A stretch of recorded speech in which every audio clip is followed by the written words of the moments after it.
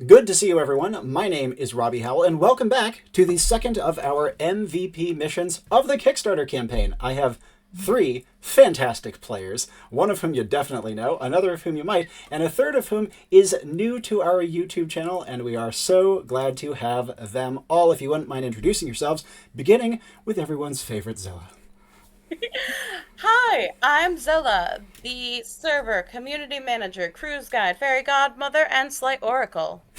That's an awesome You'll title. see me everywhere, and I will be in touch if you come here. Woo! Well said. And next, Kadrien. Hi, I'm Kadrien. I've been on the server since about March this year. Enclave became like my favorite RPG of all time, and I'm super stoked and happy to be here. It's awesome to have you. Kadrien is the reason that we got to do that live event at Mox a couple months back, which was super duper fun, and I was just wearing my sweatshirt for. And lastly, Bella. Greetings, I'm Bella. I started playing Enclave in June, actually, at that Mox. Yeah. Enclave Day was my introduction. Marvelous. It is great to have you. And next, your characters, beginning with Xela's character. I am introducing a new character. She's a librarian. You'll know who she knows. She is an acolyte of Liv. Liv is on at least 2 actual plays, if not more. Rags to Ragnarok and Seekers of the Sun Chapter 1. Ansari was one of her acolytes in the Mora. She learned a lot. She was kind of raised by Liv's followers, and it's very cool. She has a very big set on that things have to get hard to get better, and you go through things for a reason. It'll be fun to figure her out as I go. I don't know much yet. We'll see. Absolutely. I can also name, by the way, 2 other actual plays Liv has been on, so she's been around. Yep, I Am Nars Enid is one of them. Yes. And also, can't quote you the name, but the Going Into People's Minds one, which was a while back. Wake Me Up Inside, that's what it was called. You're right. And next up, Kadrien's legendary character. Let's hear about her. Well, I'm going to be playing Nemi. This is a special mission for her. This is her 34th mission, and for those of you that don't know, that means she's going to be level 10 after this. She is, yeah, which is max level. It takes a lot. Took a lot to get here. For the moment, until Kickstarter hits real hard, and then we get to go above that. Yeah, she is. She's a Thane. She is super beefy, has a ton of gear, and is also currently pregnant and technically the queen of a whole country. Yeah, a lot of technicalies, but useful ones. Yeah. And lastly, a character new to me, but I have heard a good amount about. Bella, please tell us about your character. Okay, I have Anastasia. She is a derby princess, a daddy's girl, comes from like being financially privileged, pretty privileged. And she's in a rebellious state right now. She's 29 and has not followed what her family wants of her. She should have been married and popped out 2 kids by now. She refused to do that for now. And so she's using her status and her privilege to con people and cause chaos in the calmest way possible. Quite. She is also a Raubritter, which is quite interesting because you are one of the only people I know whose first ever character was a player-created class. Do you want to say goodnight? Hi! Good night, Xela! Good night! She says goodnight back. Come here, can you go back to Mama, please? Pardon me, just doing the boys. Oh, you don't have pants. Yeah. There we go. Do you want to say goodnight to everyone? Good night. Good job, Doopy. All right, go to Mama, please. Thank you for saying goodnight, boys. Go on, you two. No jump, not here. Here, Waylon, do you need a hand on the stairs? Yeah. Oh, I'm so sorry. I got him. Oh, you got him? Here, to Mama, please. Nope. To Mama, please. There you go. Okay. Pardon. Thank you very much. Now, With these 3 characters, 2 of which I've never seen before, I was given the following set of focus words. I received, "For I am death. One last hurrah before settling down," and Chestnut. Which ended up being a very challenging one. But I think I've come up for with something that I'm pretty pleased with. And here's the mission statement you guys are going to be receiving. There's a good number of names involved, and as such, I'm happy to repeat them as needed. Here is your mission statement. You guys are being sent to an afterlife. More specifically, a purgatory. You know, a waiting room of the afterlife before you decide which one you move on to. Or not you decide. Actually, you're going to go deal with the decider herself. You see, this is in a realm called Iflicteon. You don't need to remember that one. This is a highly successful polytheistic set of nation states who have a shared identity, but whose gods draw faction lines and have ever-shifting conflicts among whom mortals are pawns. Among these, one of their chief gods is a god named Demastoclist. He is their god of justice, among many other things. Demastoclist is responsible for judging souls in the afterlife, but given that he has a lot of other domains, he actually has an apprentice, a minor god, so to speak, that he promoted some time ago. And her name is, perhaps more mundanely, Amy. He actually plucked her, so to speak, or she found him from a completely different world, a different part of Manifold. She came from a modern background and was a high school girl in the throes of everything that comes with. But there was one exception, which is that Amy, for reasons we shall not get into for now, you could call it a curse, others called it a superpower, does not quite look normal. She is, in fact, an alligator girl, more specifically a crocodile, actually. Her entire head is that of a giant crocodile. She is incredibly burly, incredibly scaly, incredibly dangerous, and also, unfortunately, had to wear weave pretty much her entire life to have any semblance of hair. And so she has been trying her best to fit in until she was plucked by this god of justice to be his executioner, the one who determines who goes to the good afterlife and who goes to the bad. She took to this initially with gusto. It was someone recognizing her potential. She was, after all, she's not just an alligator or by accident, right? She's actually very supernaturally powerful, and was being forced to try to conform to a society that absolutely was terrified of her. However, over time she's grown wildly discontented. She, after all, has not really progressed past that of a modern high school girl, and is still trying to figure out who she is. And Demastoclist has willingly released her. He's not about to keep her around if she doesn't want to be there, and the two of them actually have quite a good rapport with each other, father-daughterly. That said, there is one last thing she must do. She has for quite some time been stalling on judging a single person, who she has also become extremely close with. He's an old man, or was an old man before he died.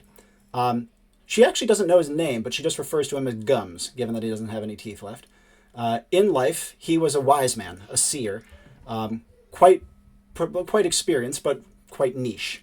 And he has taken to counseling her as a soul in the afterlife, counseling the decider of souls, the judge of the afterlife. And she really is very fond of him. And she and he cut a deal that she is not willing to renege on. And she doesn't want to judge him. She does not want to cast him on. She wants to try to actually save him and bring him back to the world of the living. And she, of course, can't do that. She can't leave her job as the decider of souls so long as one person left in her queue and her inbox is unprocessed. And so you will be sent to the Vault of Blame. This is the kind of purgatory area, where the unjudged mill and mingle, like nervously awaiting their judgment. The names of countless centuries past of the dead scribed upon the walls with the pros of their lives and the cons of their lives left, the fairy obols, so to speak, or their culture's equivalent thereof, heaped around in great treasure piles. And in this strange, eerie place, this one crocodile girl unwillingly sits next to her friend Gums, refusing to judge him. Your job is to make sure she does so and get her the hell out of here before her replacement shows up, who will not be anywhere near as merciful.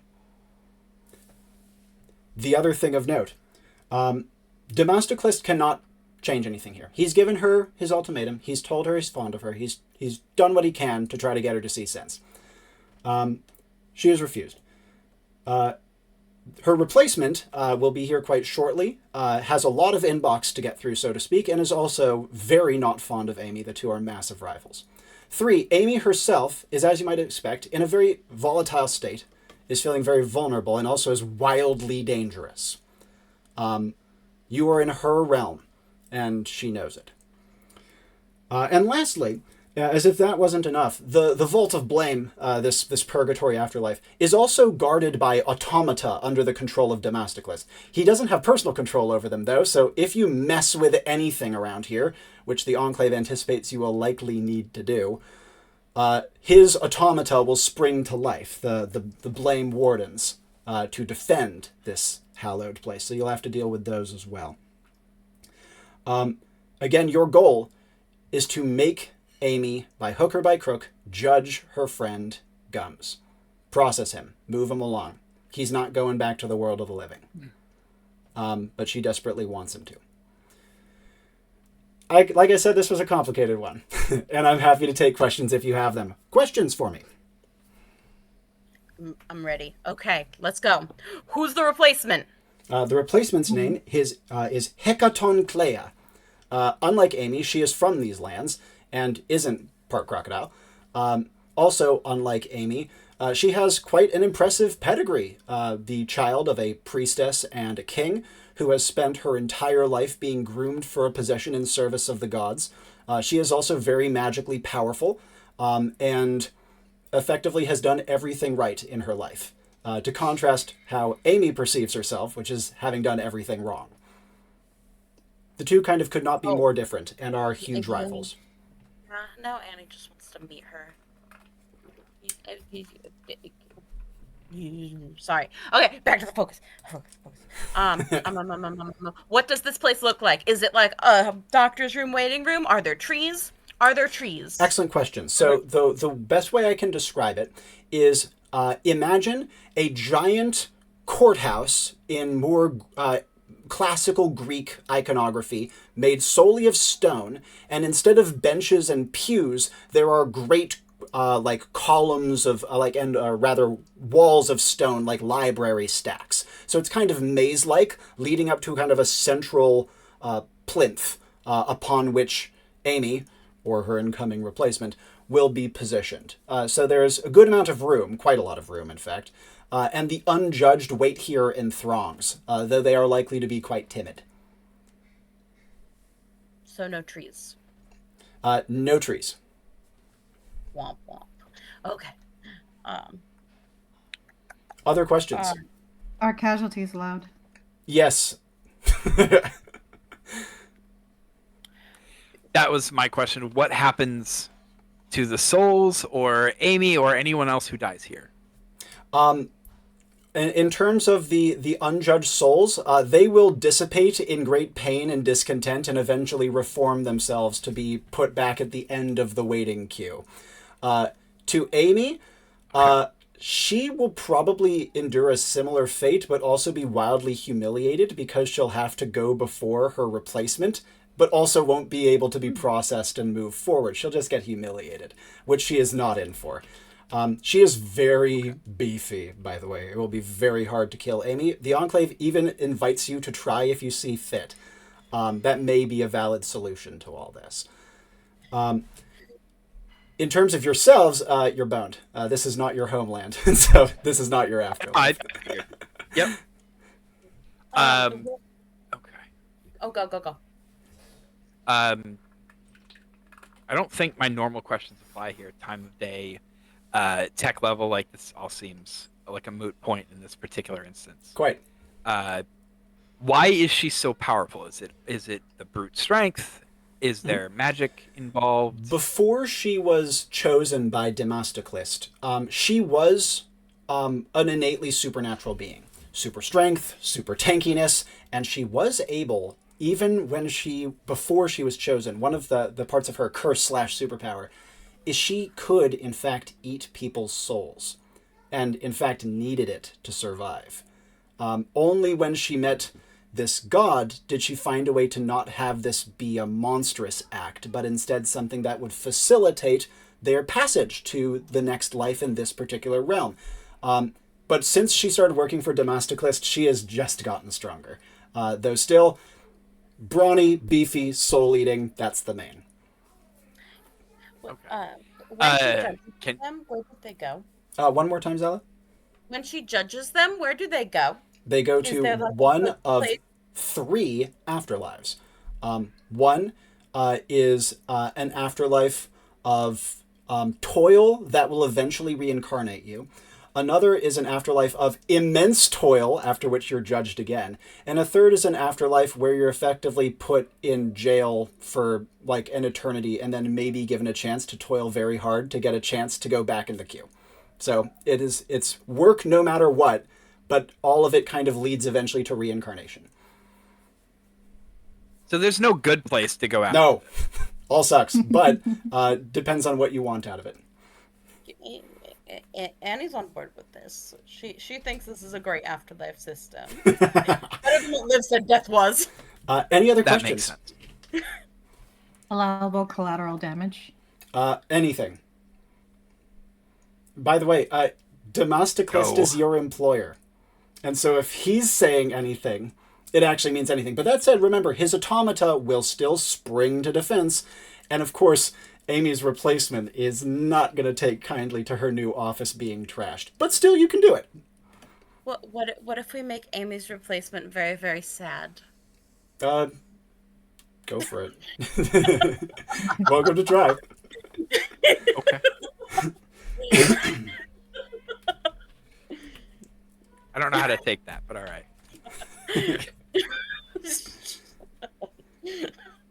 And what level of magic are we facing? I heard you say both Amy and her replacement are of magical origin. Yeah. But like Amy is very magical, behind. but she still is mostly just going to punch you in the face. Like, she's not very subtle. So it's mostly just supernatural power. Her replacement is far more refined, with a mastery of many of the magics of Demastoclist, including things like magical shackles and barriers, for example. She'll be a threat, magically speaking. Amy is a threat, physically speaking.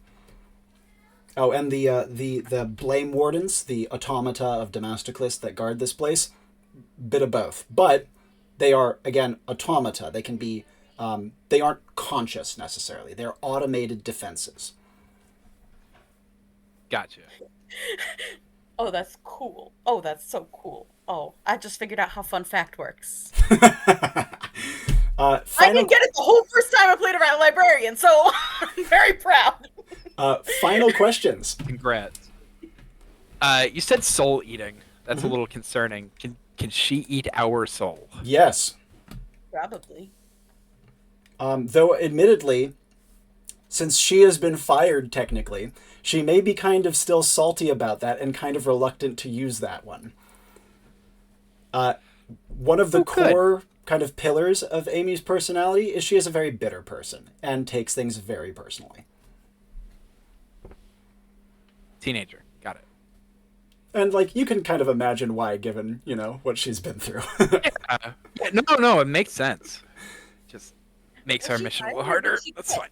It sounded like she quit, She did quit. Yep. but you just said she was fired. Yeah. So in this case, the way to say it is that even though she wanted to leave, she still got very upset that Demastoclist said, "All right, bye," and so she's torn about the whole thing. So Okay. All right. I want to go, but I also want you to fight for me because it'll show that I had value. But also, it was like this was one of the only places I've really belonged. But also, I feel like I'm not right here either. This is just a whole mess. If we're getting down to bare technicals, even though I used the term fired, she did quit. It was voluntary on her part, and Demastoclist was sorry to see her go, but he was like, you know what? Kind of agree. Okay. With all that said, I say we move on to Assembly. Your characters brought together in Enclave HQ to discuss the task at hand. Again, everything we have just gone over, the Q&A, the mission statement, all of that is known in character. And each of you would teleport from your various homes across Manifold to Enclave HQ, the vast gray building, beautiful and soaring and labyrinthine, but eerie, and feeling always just slightly wrong, no matter how you look at it. After being led through its infinite passageways, you are brought to a beautiful little meeting room, again decorated only in gray, wherein stands an attendant ready to answer questions, a laden set of tables full of provisions from your characters' homelands, anything they might need before a mission, from food to cosmetics to anything in between. And lastly, 3 gleaming telepads lining the far wall, ready and waiting to jump to life. We'll get a brief physical description and initial actions upon entering. We'll go in the same order we started with, namely starting with Anisari. Yes. Ani is she's 5'3", so kind of short. She is very, very pale, like bordering albinism pale, but she has jet black hair that is quite long. The theory where she's from is that a couple generations back there was an Atmora in there. No one really knows, but it's not now. So that sucked. But she's very pale. And she has probably like the purpley eyes where like it's the so light blue that the red comes through from the blood. So it gets that weird purple, which I love. That's the scientific way that happens. That makes me happy on the inside. But yeah, she has like the purpley eyes, so she's just odd looking. Like pretty striking but almost unsettling in like the what is this compilation? As she moves into the room, she's looking around. She's excited. She's definitely done like little missions before, like kind of baby missions. I very much think Liv got her to intro on a few missions, which explains her conduit credits of like, this is the job. You're gonna come back. You're gonna check in, and this is her first time being like, big girl. I'm gonna be away for a while. And she is very excited as she walks into the so this is her walking into the room, or just physical description? Yeah, walk into the room. Cool. As she walks into the room, she looks around, eyes bright, and she's feeling very confident. This is her first time out, like really on her own. She was younger where she was from, growing up in the harem. Like she was always like watched over, and then like slowly grew up, but she's never like kind of been out on her own. And so she's very excited to have this like opportunity. And she's looking around, and she's like, and she goes to the table, and I think she's actually looking at the stuff from other people's homelands, because part of the reason she was sent away is to learn about other stuff. Absolutely. So she'll be over the tables inspecting the things, and maybe occasionally picking something up and putting it in her mouth hesitantly. And Nemi, physical description and first actions upon entering. Ani is already there. So she's early 20s, short platinum blonde hair. She's 6'3", very athletically built. She's actually rather pretty, which she finds annoying. She is wearing a ceremonial raiment now when she comes in, not her plate armor. She leaves that desummoned for the moment. And behind her is walking her massive black warhorse with like blood red eyes, shadow silk. She walks in, looks around, sees Anisari, goes, "Oh, you're new. Hi." Hi. Just walks right over. Hi. She's like tapping her mouth, and she points and she says, The gnarled one met you. You guys were friends. I heard stories. I've been told stories." I met a lot of people. Who are you talking about? Oh, crap. So many names.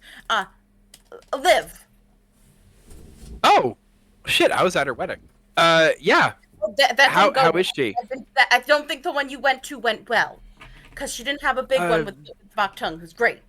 Oh, but it's gone down. But who? Before you Long can story. go further with the Yep. discussion, however, we'll have Anastasia enter as well. Physical description and first actions upon entering. The other two are deep in conversation. Anastasia, 29-year-old human, wavy, long, layered hair. It's like waist-length hair. She stands 5'6", about 120, or 66 inches and 56.7 K. She's latte complected, caramel sun-kissed skin during the summer. Always well put together, well groomed, that no makeup look. Vintage equestrian flair in her clothing by Hermes. And she has a walking cane. It's a sword cane. And she has her purse over her left shoulder. First actions as she enters. She walks in. She'll go over to the table to grab some tea, some herbal tea. Why, hello there. I've never met you. She looks up at Nemi. I've never met either one of y'all. How y'all doing? Good. Nemi, who are you? I'm Anastasia, and this here is Derek. And as you do so, the connect. Could you give a brief description of him? Oh, that's wonderful. I haven't had one yet. Derek is the family's personal assistant. Mm-hmm. He was sent more or less to kind of keep eye on her, and he would rather be anywhere than where she is, because he sides with the family. Is, she needs to know her place and go get married and pop out kids. But slightly muscular, probably 6 foot. The intellectual type. He is a PA. He would give a curt And, bob of his head and say to Right. Nemi, howdy. Hi. I think my sister mentioned you, actually. She was with you on her first mission. Charlie. Oh, well, of course, I remember Charlie. That was a wonderful mission. Annie is looking between Anastasia and Derek, and is like really trying to figure out like what the vibe is, because she's like, is this a slave? Because she where she comes, everyone's a slave. Like, most people are slaves. That's just life. So she's like, so I think she's like trying to figure it out. And That would eventually she'll probably like, be the best word for it that she would find, yeah. Based yeah, on slave. her Yeah. Oh, understanding. it's 100% the best word she has from Mount Mora. She eventually just says, "So he's your family's slave, who's sent to watch you, like a high slave, like the house slave, like the head one." Like, really trying to translate from like her languages into Metro. Yeah. His shoulders hunch and his eyelids flutter. His lips purse deep back into his mouth, and he takes out his phone and just kind of silently takes a couple notes on it. No, darling. He's more of a employee. He works for the family, but not for free. My family didn't own slaves. You see that it looks like Derek wants to say something mouthy to this, but decides to keep it to himself. Annie is trying to determine if that means your family is strong or weak. If it's really strong, so they don't want slaves, or if they're really weak, so they couldn't get any. So she's just being quiet and trying to think about this. Certainly. Nemi, given that I know you have a spirit stat of 2, anything you would like to say amidst the wild discomfort that has been cast?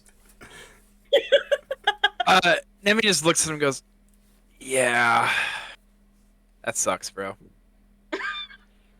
He Sorry. like catches your eye and just gives kind of like a, like a what are you gonna do sort of look. He just I, nods like, yeah. Okay. That's the look that people in the harem make. I think slave. I think it's yes. I got it. Shadow Silk. Trying real hard. Shadow Silk tosses a mane and kind of makes not a hesitant step, but like a leading step towards some of the feed nearby. Yeah, go ahead, boy. She just pats him on the neck, lets him go. What a lovely horse you got there, a stallion. May I? May I? Of course, yeah. Approach? Just watch out. He gets bitey if he doesn't like you. Oh, I've dealt with And he kind of many gives him a a look like, stallion. don't do it. Daddy's make his money in bourbon and horses. You can Oh, see that alright. Shadow Silk tolerates, but not by a tremendous margin. Derek, who seems also to be at least somewhat familiar with horses, does cast an appreciative eye towards it. But as you guys are saying this, the attendant turns on a heel and strides from the room. As Anastasia is gently stroking Shadow Silk, the telepads spring to life along the far wall. Final actions before you port in. We'll begin with Ani. Annie claps her hands, seeing them, and says, "Oh, okay, time to go." And she does the little, just a little ritual knife thing. I'm like, "Okay, just don't let me fuck up, okay? Just to the void. This is how she was raised. This is how she was raised, that you do things." And then she takes one of her common item bandages, wraps it around, and then proceeds to like jauntily stride to the telepad. Yeah, with the casual ritual bloodletting having left a small streak on the floor. Nemi, final actions. Looks over, watches that, and goes, "Oh, you follow that guy. What was it? A vetiver?" You know of him. Oh, that's great. Oh, wait, but you were at the first wedding. That's happened. We'll talk. Yeah, that's fine. I bled for him too. Nemi just walks without any other comment onto the telepad, kind of gives like a hits the side of her leg with her palm to have Shadow Silk come join. Yep. And Shadow Silk kind of softly pulls away from Anastasia and moves over with Nemi to his own telepad. And Anastasia, final actions from you with Derek at your side. Well, Derek, looks like that's cute. As she puts down her little cup of tea and heads over to the pad. As you do so, he kind of like purses his lips and takes the moment to put it on like an empty dishes rack over on the side before kind of following behind her, tightening his belt slightly. He gives a long-suffering sigh, and then you all feel yourselves begin to dissociate. Your bodies beginning to tingle, starting in your toes, and the tingling sensation works its way up your legs, leaving them as though they had fallen asleep by the time it reaches your hips. When the tingling passes your stomach, your guts churn violently, and then you no longer feel them. When it passes your chest, your heart flutters, and then you no longer feel it beat. But then when the tingling passes your eyes, your vision explodes into ribbons of color. There is a buzzing in your ears. The world falls away, and then there is nothing. But as quickly as the sensation comes, it leaves. And you find yourselves in a beautiful, vast hall. There is a soft light that pervades it, though there is no sun, and the high windows seem to exude a gleam, almost more like a crystal lamp than as though they were filtering in true daylight. It is huge and almost has like if Grand Central Station were able to be architected by the ancient Greeks sort of look to it. But there's blatant magic in the air. Soft carvings and runes float in the sky, in the ceiling space above. Vast chandeliers hang down, suspended on magical threads, and the great stacks that rise up about you, these gigantic stone tablets, effectively, with names upon names and deeds upon deeds recorded on them, are all beautiful, gleaming, and proud, and impeccably manufactured, if manufactured they were. More importantly, however, there are people all about you, though you can see that there is a strange quality to them. It's not as though they are faded, it's not as though they are wispy, the best way I can describe them is that they are plain, as though a person were taken at just out of bed, but still not looking disheveled. You know, they are dressed in incredibly simple, humble tunics, and none of them have their money or their possessions or their valuables about them. And yet, money and possessions and valuables there are about, given that every single one of these great tablets has great stacks of offerings to the god at its foot. Everything from beautiful jeweled ornaments to simple coins to even small prayers written on slips of paper and clay tablets. However, you guys are standing kind of at a hallway intersection between many of these stacks. Up ahead of you, you can see the point where, amphitheater style, they all curve in towards that great central rising platform, upon which you see there is a great stool, maybe a stool isn't the right word, a throne without a back, as well as a great bed or maybe an altar in front of it. And sitting on the altar, cross-legged, with a cell phone in her hand, like flip phone style, is Amy, and it's very unmistakably her. Both the whole crocodile thing, and also she's the only other person here besides Anastasia who is wearing modern clothes. She has on incredibly large jorts, given that she is a very large person, and also has on a wig that is kind of clipped to her scales, and is also wearing her best attempt at lipstick. It's not terrible for a crocodile mouth, but it could use some work. You can see that she is sitting next to one of the unjudged in his plain toga. He is a man incredibly old and so weazened and wrinkled up that he almost looks like he's going to recede in on himself. He's a raisin of a man. And the two are chatting like old friends. Immediate actions upon porting in, we will begin with Ani. Fun fact. Roman logic. I see a god. It's similar to the god from where I'm from. It's also my god. They just call it a different thing. Ooh, that's a really interesting one. I should have known you would do some crap like that. You know what? I will take it. I love it. I came up with that when you were giving mission brief. Ah! Curse you. You win this time. I immediately accept your fun fact, but I also immediately ask for other initial actions. Great. No, that was great. Ani is hype. Okay. Ani looks up, perks up, sees the old man and goes, wait, he's the seer? Oh, he's a gnarled one. I got this, guys. And seems very excited. Nemi, responses and then initial actions from you. Just looks over and goes, I don't think that's how it's gonna be. Okay. Just kind of gonna take in the surroundings, see if there's take a look at one of the automatons. Are they visible? Excellent question. You can see that there are great pillars in this hall, but the pillars are made of great armored statues. And so the armored statue would take up like the first third of the pillar. These things are enormous, like 2 stories tall, and certainly look as though they could spring to life. The pillar or the automaton? The automaton. The pillar is awesome. much bigger. This is wonderful for us. Great.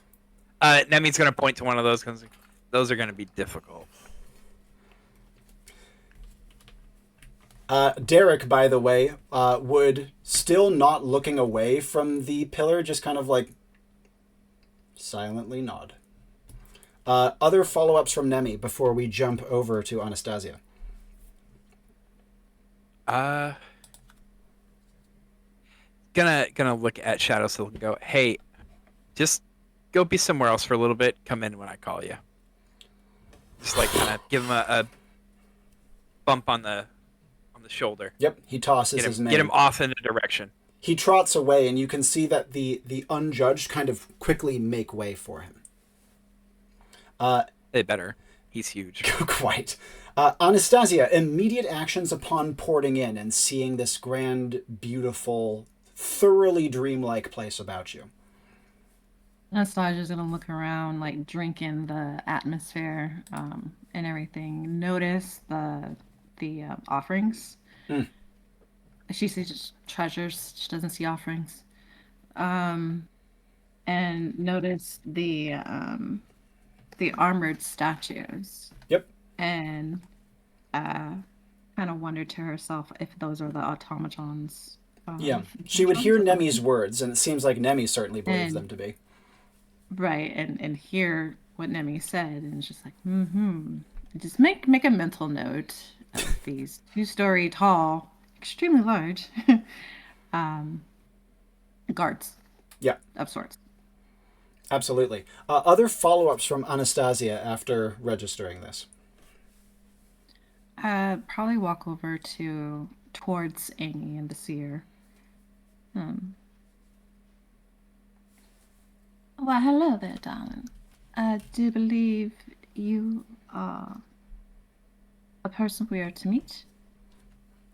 You see that Amy kind of cocks her head and kind of like slumps her shoulders sideways, kind of leaning heavily against the one arm propped down on the altar.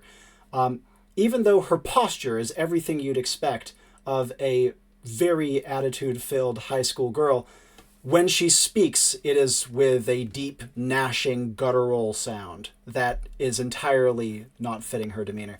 She says, "Yeah, I don't know you. You think you're something special? I got work to do." Apparently not. My apologies. I'm Anastasia. She says, "Well, if No. you're here to meet me, then you probably know who I am." Hmm? Ani running up excited goes, yeah, you're kind of one of the, well, I don't know. Did you sacrifice something to get that way, or was it like done? Was that like a preset? Is that like clashery thing? Because clashers aren't treated nice, and we're fixing that. I'm on that. That's one of my jobs, is to make sure the clashers are treated better. One of her reptilian eyes kind of like finds its way towards Ani and just kind of fixes her with a look. Though Ani is of course quite excited, she would feel kind of like an icy knife through the heart of this very predator-coded creature looking at her with this, again, divine... How will I call this? Divine predatory intent is the way I shall describe it. She says, "What'd you just call me?" You know, cla- shit, fuck. God damn it, this language. I do. Gross. Eh. While The she is, powerful. Yep, pardon, you were saying? Oh, powerful people born embedded with God powers who didn't choose it, and then they look different, and people are mean to them, and it's rude. She says, "Cry me a river. I'm no god spawn." Neither are they. They just are God touched, I guess. Fuck this language shit. She says, "Do you want to be god touched?" She, like, bares her No. teeth and she says, "I'm very good at that. Could show you the afterlife if you've been interested." She, like, gnashes her teeth. My mentor went. I was told it's kind of mazy like this. I don't know though. But I see you have a gnarled one. That's a good sign. Good sign. I've told that they're smart. Can I talk to your gnarled one? Is that okay? I know you have to ask permission. Nemi, before I jump back to Anastasia, you would see Amy kind of uncoiling her leg and starting to rise up from the altar, her gigantic toothy maw kind of slowly moving in Ani's direction, smiling wickedly. I mean, it's just gonna fuck and just walk forward. Be like, okay, hey, cool. We got to talk. Hey, Ani, you want to like go talk with the gnarled one? Yes. Cool. Nemi is going to walk up to Amy, and make sure that she is her primary, the thing that Amy is giving attention to, not the others. Yeah. Hey, so you said you have work to do, right? And as you were saying this, just to quickly check in with her as well, Anastasia, follow-ups that you would like to take, especially in conjunction with Nemi trying to step in the way of Ani.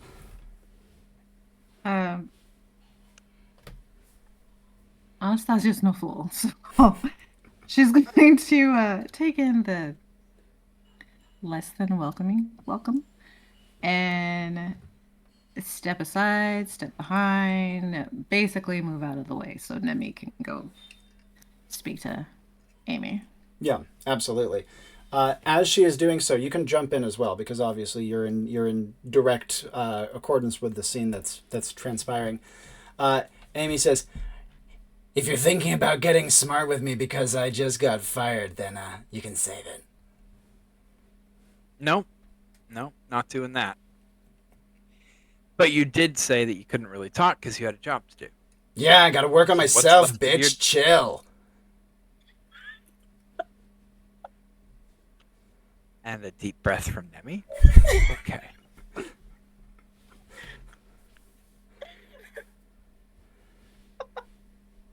Nemi just wants to hit her so bad. Like, no, Quite. no, don't do that. Amy Don't clearly do that. can tell that she struck a nerve. She says, "You know, you look kind of familiar. I think I had a toilet cleaner that looked kind of like you once. It would make sense with all the bleach that probably went into your scalp. Fuck out of here. This is my domain." I thought you were just fired. She says, "Yeah, less fired than you are, unless you want to take a trip to the afterlife, which I can help you with." I'm sure you can. Her tongue kind of You know slicks what's- out and kind of like tests the sharpness of her teeth. Nemi's gonna look up at me like, you know what's gonna happen to him when your replacement gets here? She looks over towards Gums, which Nemi can immediately see is a bit of a mistake because she realizes that Ani is talking to Gums. Speaking of which, let's catch up on that conversation. As Gums is sitting on the edge of the altar where Nemi and Amy are talking. We're so well, the names together. And as Ani kind of trots over to him, he's again completely shriveled up. Little guy, all of his teeth are completely missing, and he says, "Hello there, young lady." And she's like, gnarled one. Or, no, shit. Gnarled? Language. Would you call me gnarled? I think I'm wrinkled more than anything else. It's what a lot of the old prophets of Veti, where I'm from, the god of like progress, but also suffering because progress is hard, is called a vetiver. I'm pretty sure you guys have one here, maybe. I think.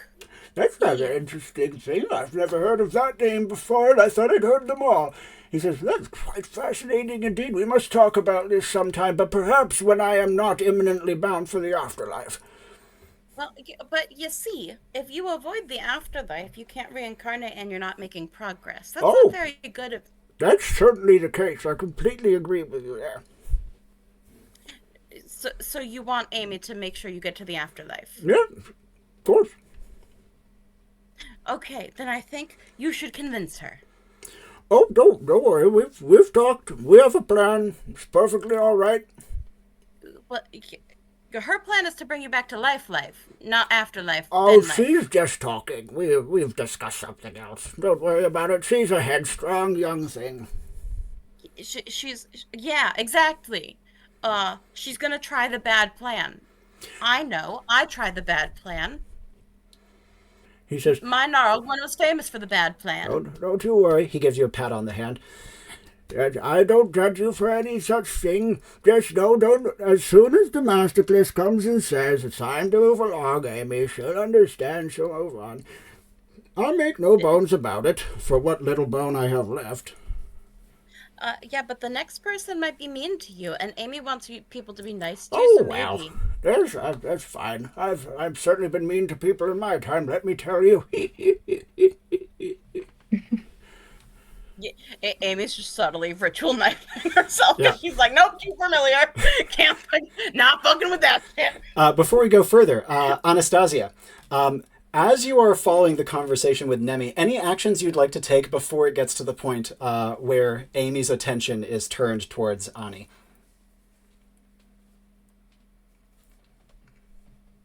I feel like she would kind of focus on the jewels above, but knowing she's got a Quite. mission, but like, It's so hard to ignore them. They are utterly breathtakingly beautiful. The whole place is. And just it bleeds wealth in a way that feels like you're inside of a diamond mine rather than inside of a home, or a building even.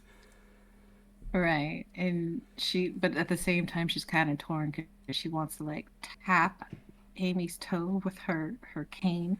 Not unsheath it, just the cane to kind of like bring her attention back this way instead of towards Ani. Do you want to give it a shot? This is as Amy's like one reptilian eye is turning towards, and her jaws are starting to pivot. Kind of like use her cane to just kind of tap Amy's toe, like the side of the outside of her foot, one of her, like to her bring huge, scaly, ogreish feet. Yes. Yes. Just bring her attention back this way. Amy's great snout kind of locks back into place, and she smiles wickedly and kind of leans in again. She's at this point looking past Nemi and says, "Drop something." No, darling. The tension is over here. The focus, the conversation's this way. And she finally stands up from the altar. She is tall, a good deal taller than Nemi, given again her ogreish frame. And her enormous jaws are disproportionate even for that of a crocodile on a human body. You know what I mean? She's like 25% jaw in terms of body weight. So she's gonna like kind of look up and wow. Now aren't you a tall drink of water? As she steps back and kind of like is kind of pushing Derek back a bit. Derek needs very little pushing. And as he kind of like scuttles backwards a little bit, he gulps and would kind of whisper like under his breath, "What are we supposed to do about that?" We'll figure something out. She needs to send her friend. She needs to do her job. And Nemi. As she's standing, Nemi is going to kind of like bend her knees slightly so that she doesn't notice that she's lost like 4 inches of her height. Yep. As she's towering up. So that, because Nemi's idea here is if she tries anything, she's already kind of bent down so she can spring at her to stop. Yeah. Nemi looks up at her. All right, so my point bringing that one up over there, right? When your replacement gets here, your replacement, I've understand, doesn't like you, right? I can't for the life of me understand why. No, we're great friends. We go way back. I love sarcasm. So my point you there suck is, at it. What do you think they're great? She cuts you off completely, by the way. That's like that was in character. So that's player going, fuck, keep straight face, I can't. Alright, so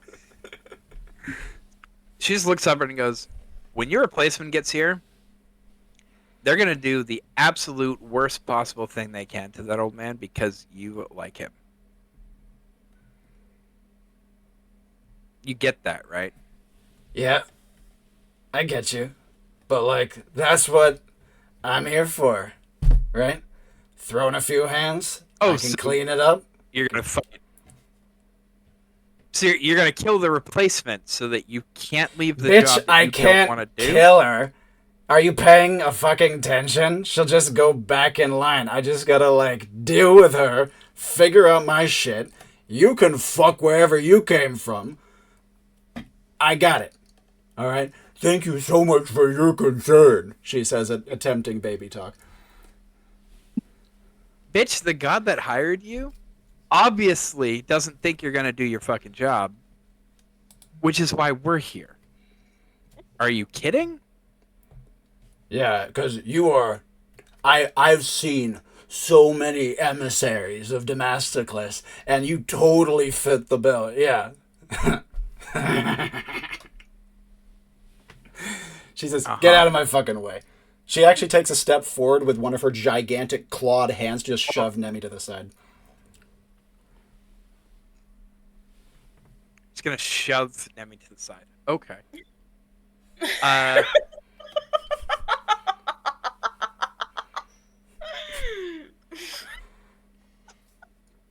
Nemi's going to allow it to happen. I'm going to point to her point of will to not just try to beat the ever-loving piss out of this thing. Smart move. What is going to be her defiance? I want to hear the defiance process to not flip a shit. Well, first of all, it's not... This is teenager. It's not going to teach them a goddamn thing. And it's not going to change anything. It's actually going to make the mission potentially harder. And she's just trying to not cause a huge scene and potentially wreck the entire place. Yeah, so it's like, it's a child. It's it that sort of thing? It's nope. This is a big ass child. So we're not gonna do it yet. Yep, absolutely. And as you do so, you get a feel for Amy's strength. Whew. Strong. Very strong. Now, I'm not going to say, like, Nemi is a fly compared. No. Nemi is wildly supernaturally strong and tough. But just from feeling her power.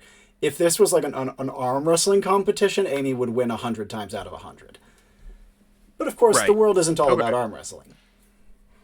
With 1 intelligence, does Nemi get a feel for... Like, all right, that was a lot of power, sure. But, like, can she be as quick as Nemi can? Like, just assessing her actual physical potential from this 1 interaction. Sure. As best she has inertia to her, for sure. Her body is heavy, and even if just looking at her, she probably can, like, locomotive into something if you give her enough of a head start. She's not nimble. Let's put it that way. Before we go further with that, however, as Nemi is being, like, like stone grinding sound effect out of the way, Anastasia, as Amy starts forward and goes to push Nemi out of the way, you're obviously next in line. Derek would actually grab Anastasia's left hand and start to pull her away and say, we gotta get the fuck out of here. Okay, so since Anastasia, hold on. Does it matter how fast she is? I mean, what are you thinking? It's not here. Well, it's not. I don't see how it's reflected in the stats. But she has all these years of equestrian training. She's I see double athletic, reflex, blah, blah, blah, double blah. skill, So, single vigor. Those are all relevant stats. So, like, okay, perfect. So seeing that this hand is coming towards Nemi, seeing all these 2 humongous beings, she's going to like sidestep or like basically, like little kickball chain her way out of the way with Derek, since Derek grabbed her hand, and like, pulling him with her to make sure that she and he are not getting like pushed out of the way or pushed down, because again, both of these beings are like much bigger than she is. Yep. And as you kind of skip out of the way, and Anastasia is, based on her stats, like, quite nimble. You would give Amy a wide berth. She completely ignores you and just kind of strides away from the altar, very cocksure in her demeanor, as she kind of marches her way down towards the big hallway that kind of separates the stacks of great stone tablets. So kind of making her way directly out, if this were an amphitheater, towards the main exit, so to speak. That said, you would also see the unjudged cowering in fear from her, just hiding, getting away from her as much as they possibly can. And she clearly enjoys the effect that she has. Now, as you are doing so, with Derek, you literally feel him just quaking behind you, just completely terrified. Nemi, having been allowing yourself to be shoved, and you see Anastasia and Derek rush off to the side, follow-ups from you now that Amy is trotting away from you, before I jump back over to Ani. All right, I'll bite. How? Can Ani shout something? Because she's doing a thing, and I know what she's doing, but she would shout something before they walk out of hearing distance. Yeah, that's fine. Ani would shout, maybe you can get her to be petty and process all the people before her competitor can so she looks better and her competition looks lame. Try that. I have to read. We'll get to that reading in a moment. Yep. But Nemi and Anastasia, actions you guys would like to take, especially now that you have a moment together without Amy breathing down your neck. Nemi's gonna walk over to Anastasia, kind of lowly whisper, "So, this went spectacularly." Derek is trembling behind her and just kind of nods. Nemi just reaches out, puts a hand on his shoulder, like, "Dude, chill." Ma'am, all due Well, that respect. was absolutely. I'm so sorry. He was just going to say, ma'am, all due respect, embodiment of death. I think I have a right to be scared. You're not the one that's gonna fight her.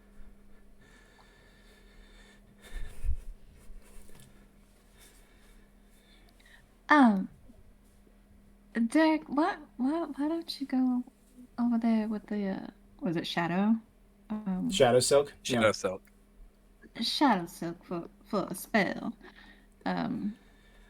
Yeah, don't worry, he'll protect you. Thanks. And he would hurry over there, kind of like shaking his hands to get the jitters out. Yeah, Alright, well, now that with went swimmingly, and did you pick up on what Ani shouted? Cause I suspect she's on something. You know, it's not a terrible idea.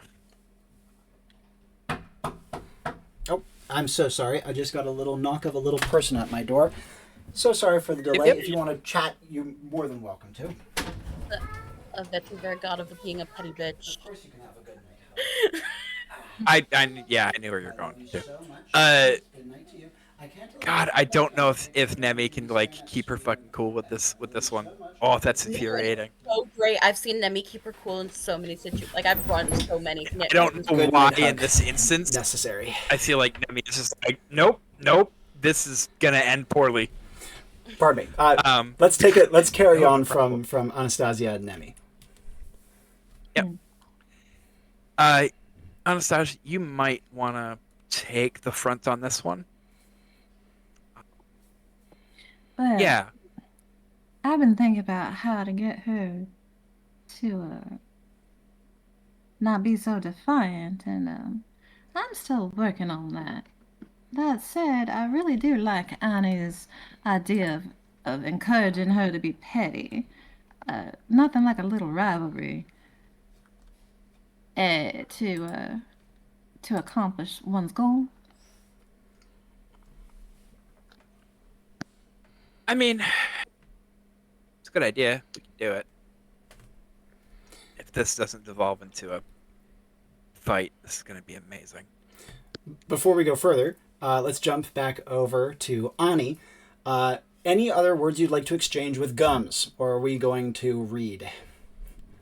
Annie jumps onto the altar bench that Gums is sitting on. Yep. Asks Gums, do you want a book? I have a lot. I can give you some books. Is it I'm glad you- in a language I could read? Probably. It's local books. Apparently this bag is magic. Very cool. Yes, that's very convenient. I'd very much like to say something. Thank you. What? And he says, "Oh, I get the choice of it." You say, Magic, yeah. I think so. "Yeah, a choice of it. That's fascinating." Could I please have He considers for a second. I'd like to learn how my daughter is doing, if that's all right.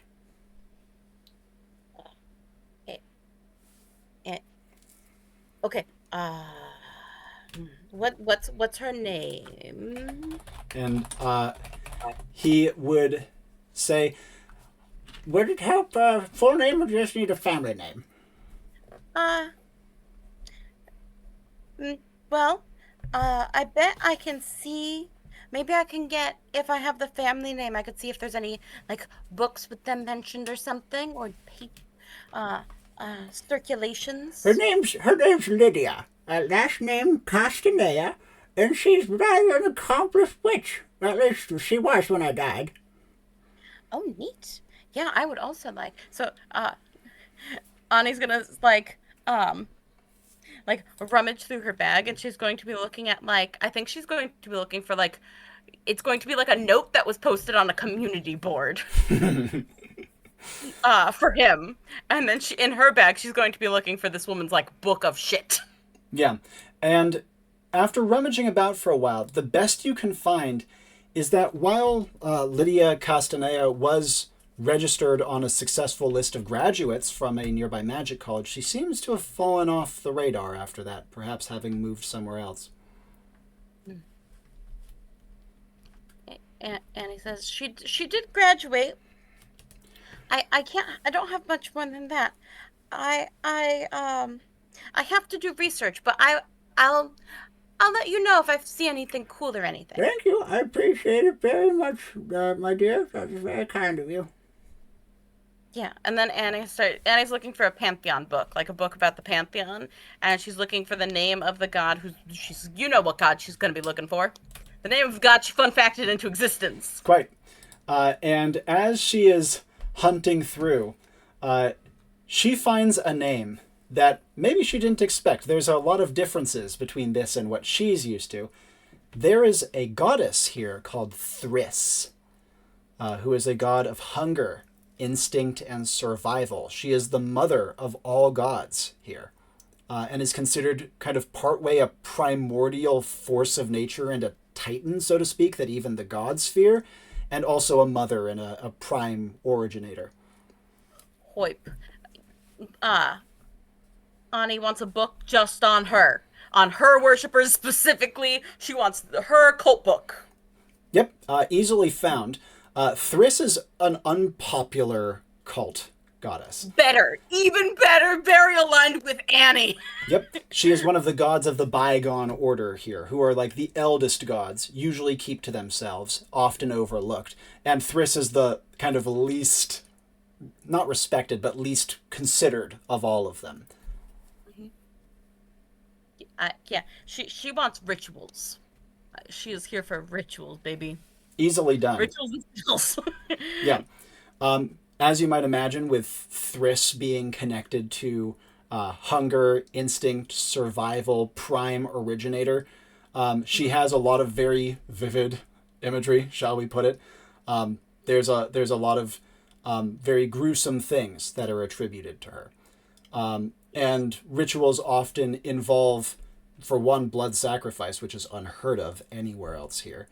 But for two, when, for example, this is going to be rather grim, but like for example, resorting to cannibalism is considered worship of Thriss. Like the supreme rejection of one's humanity for the sake of survival. So it doesn't have to be that far, of course, but it's in that direction of grim, gritty, grimdark, shall we say. On brand. On brand. Yeah. Cool. Annie having like also looked for just like shapes and symbols that would be associated. There's a really common one, which is a set of hands opening a mouth, like on the side. It's very visceral looking when you see it. That's cool. But it's also very stylized in many ways. Yeah. Cool. Annie's gonna hop down and probably like you said there are altars in here. Well, there's this main altar, presumably where people are judged, that Amy was sitting on. That is the only one you can see, though. No, but like you said, there were like the places where the golden stuff was. Oh yes, those are all like the great tablets that hold like the names and the deeds, good and evil, of people, and they're surrounded by offerings, presumably from those people and their families in life. You know, to send the dead with some riches to the afterlife, sort of dealio. Cool. I think Annie's gonna jump down and be chilling around this altar, and I think she's gonna be doing stuff actually around the stool in front of the altar. Yep, absolutely. So that like the backless throne. All the meanwhile, the Gums just kind of sits there wrinkled up, not looking, just kind of listening and occasionally faintly humming to himself. You notice that despite all the tension and the drama, you have double plus spirit, I believe. Guns yeah. seems completely chill, and more than that, he has a satisfaction to him. He feels like he's done it, so to speak. Yeah, she full believes he's just a gnarled one with a different name right now. Yeah. Well, she will be hard pressed to be convinced. Quite. And in the meantime, Nemi, jumping back over to you, and then Anastasia. Nemi, actions you would like to take from here. Nemi looks over at Anastasia and says, all right. What are we doing here? I mean, if we can avoid just going to a fight, that's probably for the best. Right. I'm toying with the idea of baiting her into implying that she's not strong enough to send her friend on for a myriad of reasons. Potentially, she feels that she's going to be lonely without him. Don't know that I want to take that route, but I definitely want to bait her into she's not strong enough to send him on, regardless of her reasons. That'll probably get me punched in the face. As well as, enticing her into competition and the act of being petty. What teenager do you know that's not petty? No, I like the petty idea. I don't engage in that a lot, but I think that might work here. As you were saying this, by the way, you guys would hear the distant yell of, "Oh, bitch, you did it!" And then you hear a crunching, clonking noise. And he's going to turn and Definitely look. oppositional defiance disorder on board.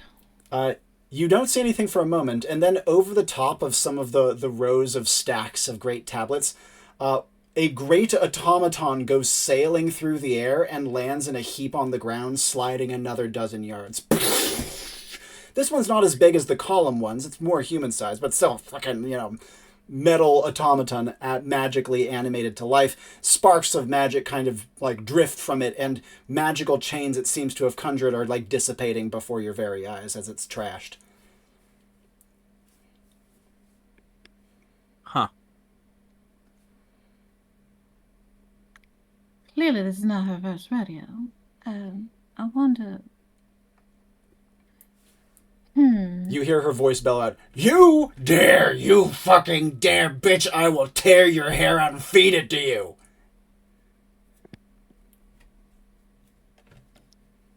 Her This is going to be rival? great. Nemi's going to start walking that way. Absolutely. And as you do so, you hear more crunching and grinding as another automaton goes sailing through the air and slams into a pillar. Awesome.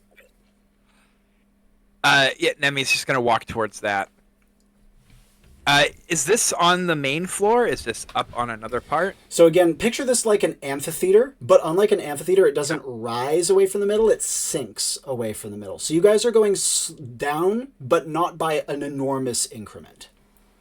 Okay, cool. So like once we crest the top of this, we'll be able to look down and see You are what's going on actually better. at the peak. Like the place you are at is the peak, but it's obstructed from view by the great stacks that rise up, and so you're looking down, but your vision line is blocked for the most part. All right, and one could potentially jump on top of these stacks. You'd have to do some climbing to get up there, but Nemi definitely could. And frankly, All right. Anastasia does have double reflex, and the stacks are not smooth, right? They're grooved with names and carven runes and the like. And so up is a viable option. Nemi looks over at Anastasia and goes, "Hey, you wanna ride up to the top?" Gonna give like a little smirk. It's like, lead the way. Nemi's gonna walk over, put her arm around Anastasia's waist. Yep. Take out her grapple gun, and hit the top of it. The two of you are pulled up at speed. Well, that was unexpected. It was just quicker than jumping. Are you in battle armor yet? I do not believe you are. No. Yep, just wanted to double Nope, check. I don't. Yeah, she doesn't start that way. Yep. Anymore. And as you do so, you guys, from this new vantage point, can see, it's not like much higher, but it is a better angle to see over the other stacks leading down. Can see in like a great hall at the bottom that kind of leads to the layers of stacks up to the altar below, a brawl taking place. Amy is being assailed by probably a dozen of these smaller automata. They are conjuring magical chains and binding her, and even though she is fighting viciously, it seems as though she's completely helpless against the chains. Who else is there? Is the replacement there? If she is there, Nemi's baseline sensory can't pick her out. There are quite a few unjudged in that area who are also milling about and making it kind of difficult to identify. The automata are very visible, though, given their beautiful, trimmed, armored appearance and the magical chains they are conjuring. How far away is this? So if you guys are like a third of the way down from the top, this would be like at the base of where the stacks end, and then like a little ways into the adjoining Great Hall. Okay. How against their laws would it be for Anastasia? Well, how close are they to the money or all the rewards, all the tributes, and how against their laws, like would the automatons attack if she starts like throwing money down on the ground? You don't know. Probably very, but at the same time, it would probably, even if it were, it would be a great distraction.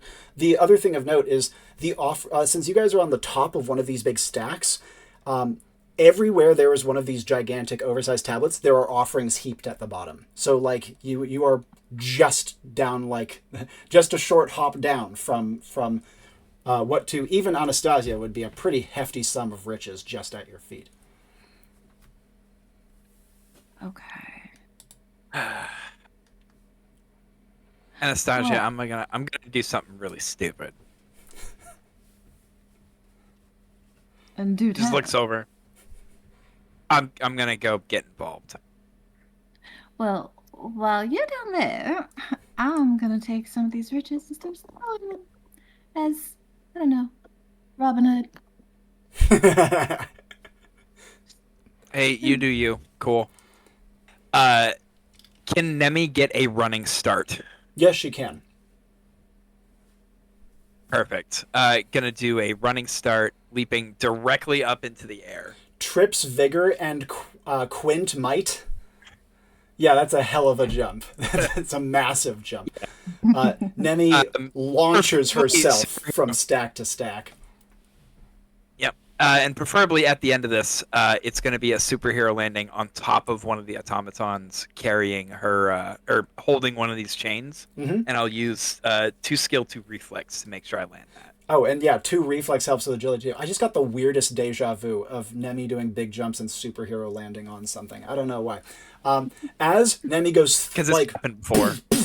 like making her way down the great stacks, since she's not in armor, it's not making a tremendous clamor. But as she moves away at great speed, Anastasia, actions you would like to take. You're still on top of one of the great stacks. On top of the great stack. Okay, and you said the Riches are right at the tribute base. is right at the base. Yep.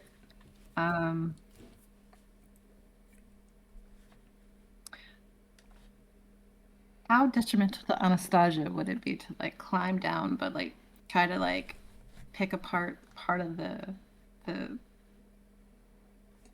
structure as she's scaling down? What's she picking it apart with? Is she going to be using her reskinned Morning Star to do it, or is this like by hand? I was actually thinking about the cane sword, Yeah. but the Morning Star is a great idea. Kind of like smash. Yeah, if she uses the on way cane sword, down. that also obviously has a cool property to it. So just as like, describe to me what you want to use to try to like deface this monument as you're scaling So down. I was thinking, like, as she's going down, she's like taking the cane sword and like kind of like wedging it in between a crevice and just gonna like just kind of like popping it out like what is it, the iron thing that you use to take the tires, the bolts off the tire when yeah. you're changing the tire, the flat part. Yeah, of course. So like using the cane sword like that and just Yep, chopping. absolutely. I think that is actually called a tire iron, so I think you're in the right direction. Yeah, I've only used the mechanized ones, but yeah, I believe that's what it is. Now, as zombie movie. As you do so, by the way, just like ripping off a chunk of this, the Langesmesser, which is what your cane sword is a reskin of, has the property where containers it cuts spill contents disproportionate to their observable capacity, and you actually get to pitch it to some degree. Now, you don't have to. I have an idea for it too, but is there something you want this to spill? It's not like observably a container, but I will tell you now, it's a powerful magical artifact, so container can be used in a rather broad sense here. So I didn't think about that. Take it away. Sure. In that case, you would see something eerie spilling out of it. At first, it would feel like exhaled breath, and then you hear whispers on it, and then you feel an eerie supernatural prickling at the back of your neck. And even if Anastasia is not the type to believe in such things, she would see that souls are pouring out of it at speed, as though they were like a puncture in a blimp, and all the helium inside is spilling out.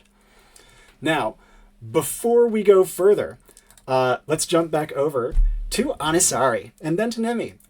Ani, reading, or would you like to proceed to other things? No, she had started blood rituals on the floor. I had a feeling. And actually, the spilled souls are great. She would like to consume some in her ritual, please. It's a little ways away, so you'd have to find a way to loop them in, and for Ani to become aware of them. Two spirit, and she's tuning into god magic, and she has two arcane to try to pull things in while she's doing an arcane ritual for a god similar to her god. In that case, she won't feel that first. It would take a little while for them to emanate, so to speak. Yeah. So begin without them, and then we'll loop them in later. Yeah, exactly. She is around this. She's trying to do a summoning ritual. Not necessarily summoning. A big worship of she only knows how to pray to a vetiver, which means she's going to be speaking formally, but also wildly bluntly and somewhat like, what the fuck? And I think she might just be using Atmora at this point, because I don't think Metro has any of the shit she needs. And she's just hoping gods are multilingual. Let it ride. Now, as you are doing so, I want you to describe out the components of the ritual you are setting up. Yes. She is making the stool the teeth of the mouth. That's quite so she's cool. On top of the stool, she's painting the teeth in blood. Yep. And then she's painting the hands and everything around it and connecting it with the lips that are stretched to complete this circle. Nice. Okay. I follow. In blood. Yeah. Now, as you might imagine, that's a pretty substantial amount of blood. Well, yeah, but I really So I know that she is accustomed to bloodletting, but just it would not yet be to the point where she's lightheaded, but she could probably feel that being in the near future. Yeah, no, I just need her not to pass out. We're good. So a little lightheaded. Also, she has 2 will for this. Yeah, quite. I did not give her more blood. I gave her strength. Yeah, exactly. I had a feeling that's why you built her as a will character. I'm not here for smart. I'm here for determined. Yep, quite.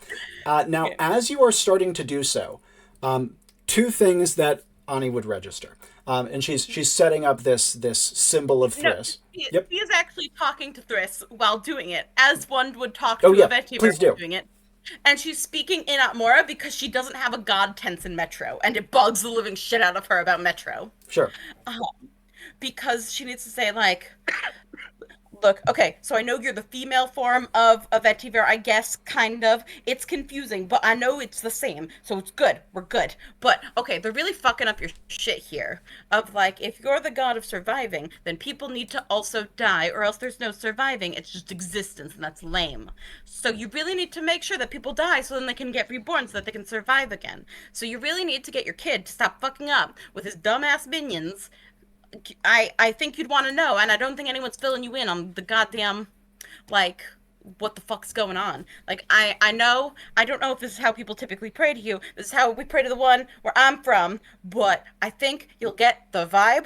I really want to do well. I have a hunger for success and for spreading the U-type god thing. Goddess, apologies. Gender's important. And as Anisari is doing her, it is really like a prayer ramble. And I know that this is very traditional for her background to do it in such a way. She would register two things, though only kind of peripherally, and both through her spirit stat. One is a faint peeking of interest from Gums a little ways behind her. What is this?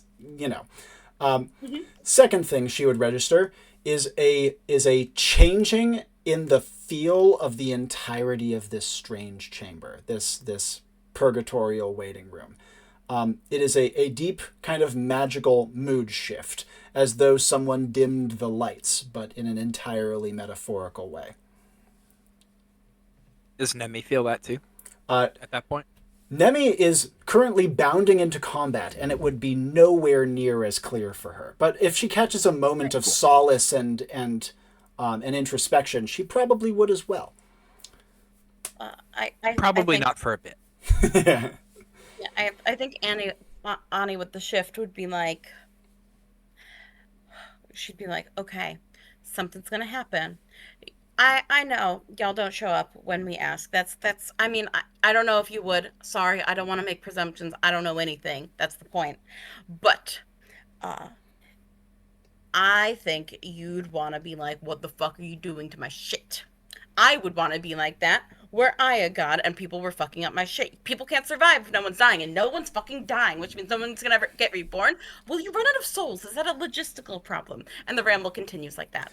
But she's also, as she gets the shift, she's like keeping a little bit more of a defensiveness up, kind of pulling in like, she's just like rambling and probably has tied off the blood after the thing is complete and is just like worshipping and like smearing it and reiterating it. Her fingers are a little tingly at this point from blood loss. Now, I should also note that as she is saying this, Anisari would start to feel like, how to describe this, a clawing sensation at her stomach. You know, it feels like she's hungry, even though she definitely isn't, and she would kind of feel her gorge rising. But before we go further... Ani's prepared. Yeah. Ani's like, oh, cool, you're listening. Sweet! I did it! Before we go further, however, let us jump over to Nemi and then back to Anastasia. But Nemi first. Jump, jump, jump, and she's bearing down. And as she's bearing down onto the scene, she gets a much better picture of it. While Amy has smashed quite a few of the automata that are coming for her, there's too many of them, even for her incredible might, and it seems to come purely down to the magic they conjure. She seems completely helpless to that, even if she can turn them into a tin can if she wants to. Now, you do see that a little ways behind all the automata is an obviously deified individual who is standing with her arms crossed and an insufferably smug look on her face. She has a beautiful getup. She has this beautiful mantle. Her hair is perfect. She's been anointed with oils. She has henna decorating her face. She is pretty. She is composed. She is clearly of impeccable manners. And she is insufferably happy to see Amy getting, like, in this case, almost literally bent prostrate from the bindings that are now tying her. The automata are gathered around her, and as Nemi is bounding in, she is starting to make for, like, pretty much the 6 o'clock automata from her current viewpoint is going to be landing pretty much on top of it. Would Nemi see that scene? She before would. making that final leap.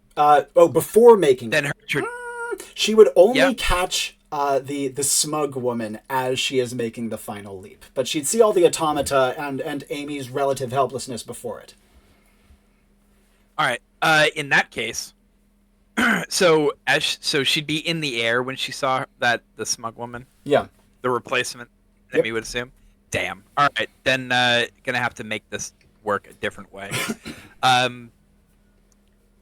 Is there a large grouping of these chains, or are they just everywhere? They are mostly Like, are grouped around Amy's back. They have bound her arms around her back, and they've bound her ankles to her arms. She is forced onto her knees, leaning backwards, and her back is to you. Is there a clean shot at that big cluster Once you from the air? from the air, no. Once you land, you might be able to get at it, but since she's leaning backwards, you'd have a whole lot of not only wig, but tail and scaliness to get through to get to that. All right. I'm gonna attempt something. We'll see if it works. In the air, grabbing a Giza, Yep. throwing it down Yep. near her. Want to take out the grapple gun. Hit the grapple gun onto the Giza and use its property to give better agility and acrobatics. Oh, that's so fucking cool. That's so cool. To actually, she instead of coming in at this angle, she wants to come in at this angle. She wants to swing down, skim across the ground, taking out Bastard Sword, one of them, and cleaving through with the speed and force of her of the trajectory she's on to just cleave right through all the chains because they are magical and Bastard Swords work well with that. Quite. To go through the sequence of events. First, throw your Geisa. The Yep. javelin, because of your massive might stat, would pierce into the ground. Second of all, before hitting the ground, hit the Geisa with your grapple gun. The Geisa does supernaturally enhance agility, and as such, use that to kind of redirect your momentum from landing on an automata to kind of like, if you're flying in like this, kind of go like a little S curve and then zoop in underneath so that you can get at the bindings with your sword. Is that correct? Yes. Sick. As Nemi Nemi would finish this in like a baseball knee slide, kind of sliding across the beautiful polished tiled floor. Is this like a two-hand single sword cleave, or are you doing something else in mind?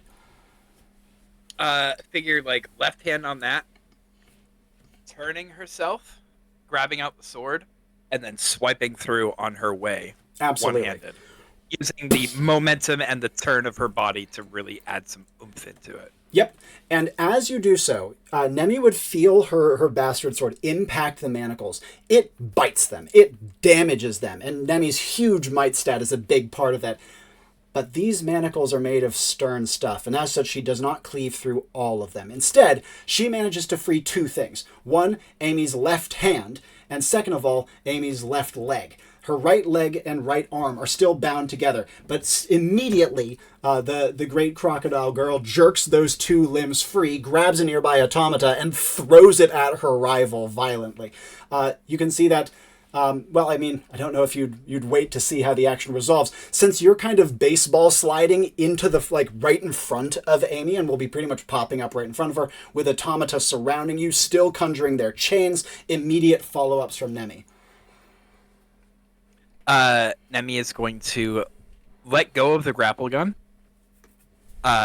stomp her foot down to pivot on it, immediately redirect, two-handed swing at the rest of the chains behind her. Oh, that's awesome. And as you do so, Amy, who has registered what you are doing, turns herself to let you hit them clean. And as you strike her free, she gives a roar. If you've heard like the crocodile, like sort of sound that they make, it sounds like that, but very loud. And with a hell hath no fury shriek buried somewhere within it. Activating Garen thanks and making sure that she is an ally in this. Absolutely. And it doesn't take much. You got her out of bindings. And as you are activating the Garen thanks, what's going to be your paired action, or are you going to try to have Amy be the center of it somehow? So my paired action is taking out my other bastard sword, slamming them together. Oh no, sorry, not the bastard sword. Taking out my craven staff. Yeah. Oh. Um, and gonna end that slide by stomping. Yep. And then I'm going to be stomping in place, my feet hitting the summoning my armor just for my legs underneath the ceremonial raiment, so I can smash my sword into the side of the armor as well. Yeah. And activating the Craven staff with that what's the line here? Behave. I believe this would be behaving in a dramatic, vehement fashion. Yes, I would agree. Yeah. So it's she's gonna brandish the staff out in front of her, so that the user's amplified voice will also gain physical impact force at low cost, and it's going to direct it at the biggest grouping of automatons with Garanthinks active and 1 vitality. Wow, that is a hell of a combo action. And with Amy's own bellow adding to the Garanthinks as well, there is a physical thrum of force as the ring of automata are shoved backwards. These are clearly magically powerful entities. You see runes gleaming on their bodies, and yet they cannot fully counter your spell. They are shoved backwards multiple paces. And over the sound of this, as Nemi is pulsing out this magic, you would hear 2 voices. First, you would hear Clea, the replacement, saying, "Your time here is over, beast."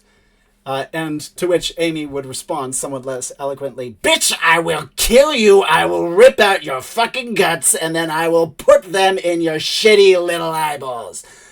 Before we go further with that, however, Nemi, immediate follow-up actions. Sorry, that was a lot. I think Nemi is just going to howl with laughter, adding to the Garanthinks and the Craven Staff's force. Yep. And as you do so, this kind of follow-up ripple kind of keeps the automata kind of at bay, as though they're resisting tides. As you do so, however, you can see beautiful great lances of gleaming letters given form are starting to pop up around Clea. She has one hand on her hip and the other hand in the air, effortlessly conjuring these great magical weapons about her. You can see chains kind of springing up about her, and amongst them great tablets similar to what you saw acting as shields before her. She says, "Perhaps this brute strength has served you until now, but unfortunately you are under arrest."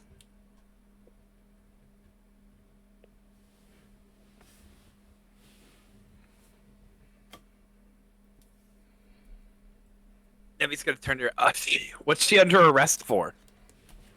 Dereliction of duty and betrayal of the standards of the great halls of blame. She says, "And I would advise you too, inveterate mortal, to mind your wandering steps. You have no place here, and you have no business here unless you wish to die young." Nemi's going to spit back at her.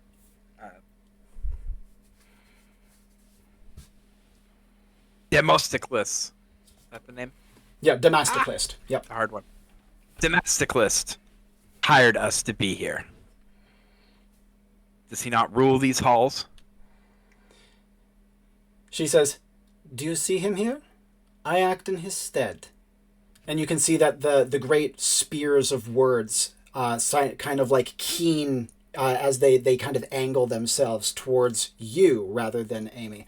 She says, "You have one final chance. Stand down." Her automata kind of gird themselves. You see them conjuring chains between their armored hands. Amy is heaving behind you. You can feel her itching to jump in and fight. But at the same time, she seems to be trying to hold herself back, given how effortlessly the chains did neutralize her. Nemi is going to stop hitting her thigh with the sword, stop stomping, let Garanthinks end early. Yep. put her sword away, staff away, and is going to turn to Amy and go, you know, if you do your job real quick, there won't be much reason to put you under arrest, right? As you are saying this, Amy cuts you off and says, "Shut the fuck up!" and pushes you out of the way and bum rushes. Nope. Nemi is going to use the momentum of her pushing. I'm assuming like pushing out of the way with one arm. Yep. She is going to grab her wrist, Yeah.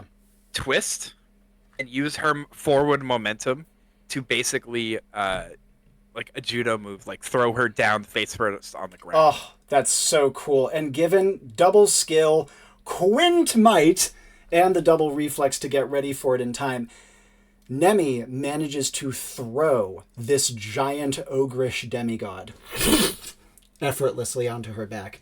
Hecatonclea's mocking laughter echoes out like a bell. And Amy, for once, is briefly stunned into silence.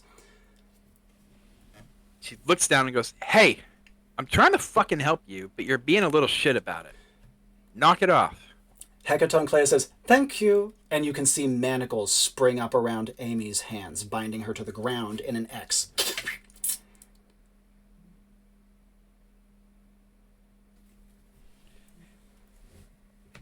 This is what happens when you don't work with people. You're just a jerk about it.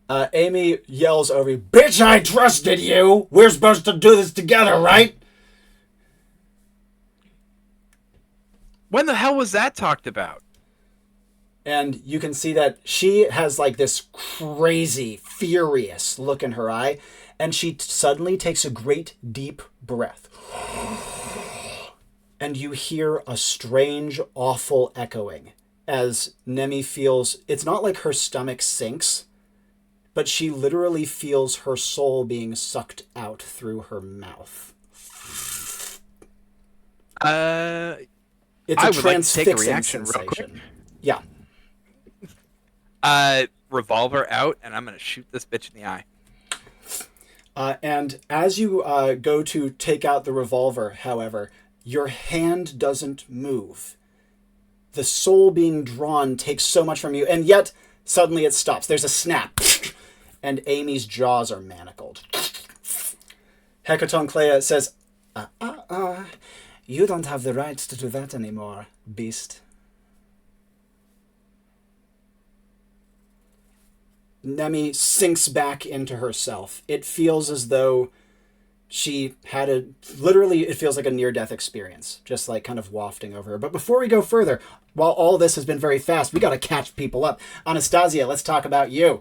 Having just pried open this piece off of one of the great tablets, souls spilling out of it, what will she do from here? Does she want to do other stuff before she reaches the bottom? Or once she gets to the bottom, what does she want to do with all the loot? She wanted to use the loot as a distraction, probably, kind of like. Oh, she can still do so. She only kind of hears distant yelling. Those waiting in purgatory to like potentially attack the automatons, but with everything can she see like all that? Did she see all that happened? She does not see that. She is being obstructed by the tablets that she's climbing down. Okay. Okay, since she cannot see that, she's going to go on her merry way and throw like loot to those awaiting their fates, and try to rouse them to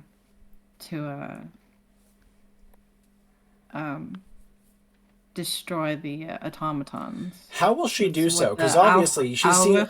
Yeah, Alfur. Like, she's only seen them be timid and hesitant and fearful and cowed. How is she going to try to rouse them to this? It's obviously got to be a bigger effort. So talk me through the whole process. So she's thinking, like, with money. Who doesn't like money? And use that to... Or can she just call them souls? Because it's not like, She can- you there, and you there. Of course, she can say what she wants. Like, she might not have the words for what these people are. You beings there. That is not Anastasia's voice, sorry. You beings there. Here, have this money and do what you can to help me take down these automatons who are... You can see are controlling areas and subjecting you to wandering around aimlessly. As you are like offering, tossing, taking up jewels and precious things, people look like you're offering them like burning brands. Like they shy away from it. And they, no, we daren't. Okay. Interesting. You can continue to try to build the Aufruhr. Obviously, it's something that like you can be doing yourself, and then eventually people might join in, but they seem utterly terrified. I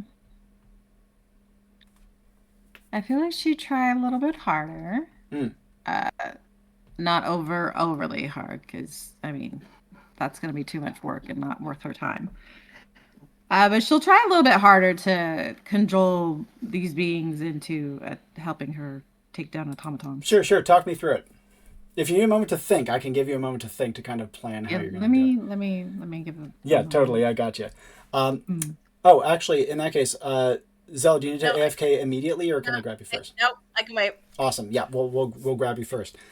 So, anyways, jumping back to Ani, who has been building her ritual. She's felt this strange sensation. She's felt the tone shift. And it's at this point that she feels the souls kind of loosely drifting through like a strange smell on the breeze. And with this, she starts breathing in. It's strange. It's ozone-ish. You know, the sort of thing where you smell and you're like, I shouldn't be breathing this, and yet it's kind of cool. Yeah, no, she breathes it in herself, giving it to the hunger. And she feels like her own hunger claw at it. You know, it's almost like it's something inside her trying to escape, and the escape feels like it builds with her own gorge rising.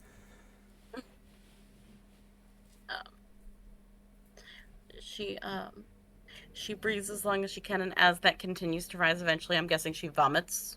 Yeah, she would feel like she's gonna hurl. Yeah, she would completely feel. Honestly, at one point, she would just let herself vomit and let herself. And yet, instead of bile, right? Mm-hmm. Something completely different comes out. Yeah. Nice. Instead, you see a strange darkness that almost looks like the sky at night, dotted with colors and lights. And when it strikes the center of the circle that you have formed, you can see it congeals. It paints the whole thing black, clusters in the center. And you can see that the great mouth with the hands at its side goes from drawing and figment and blood to flesh, as a literal giant creature starts trying to peel itself from the floor. It is gaunt, with tight skin and long, dirty nails and great yellow teeth, and you hear it panting with hunger and desperation.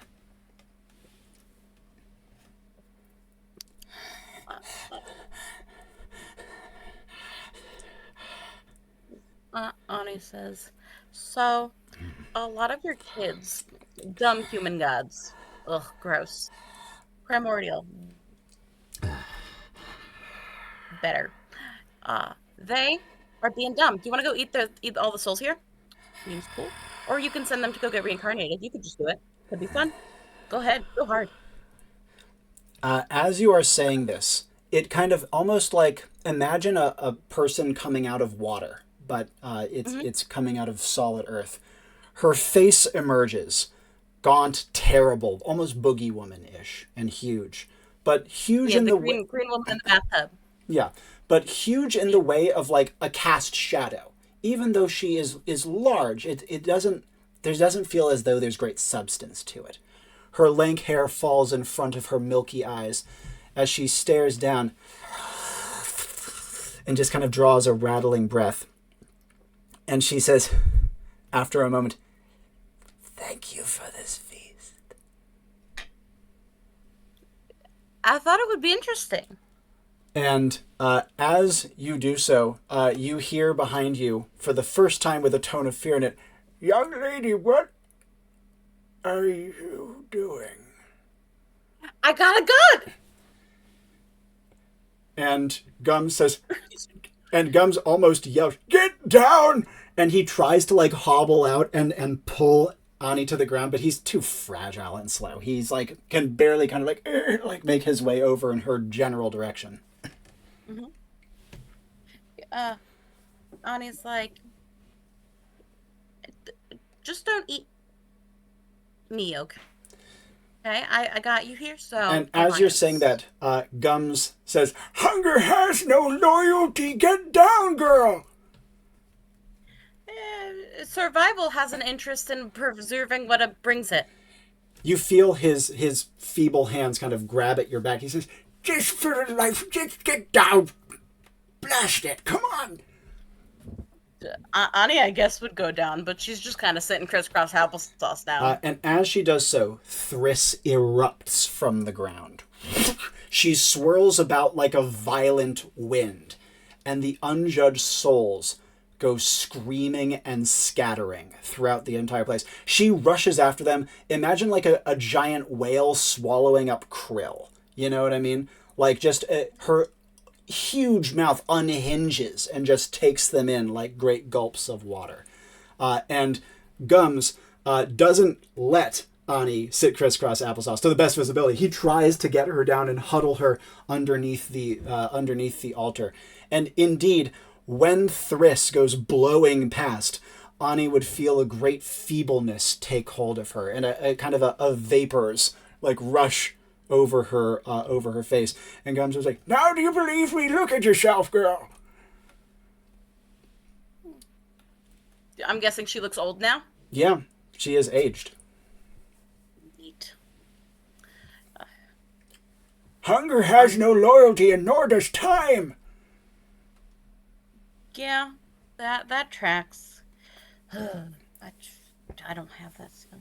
Darn. Well, I'll figure it out. He's Okay. He's not trembling. He's kept it together, but he says, "Do you know that by bringing her here, this is Demosthenes' realm? Goodness knows the great vengeance he will enact for this transgression."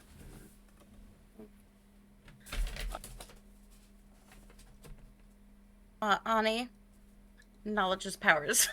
Yeah. Yep.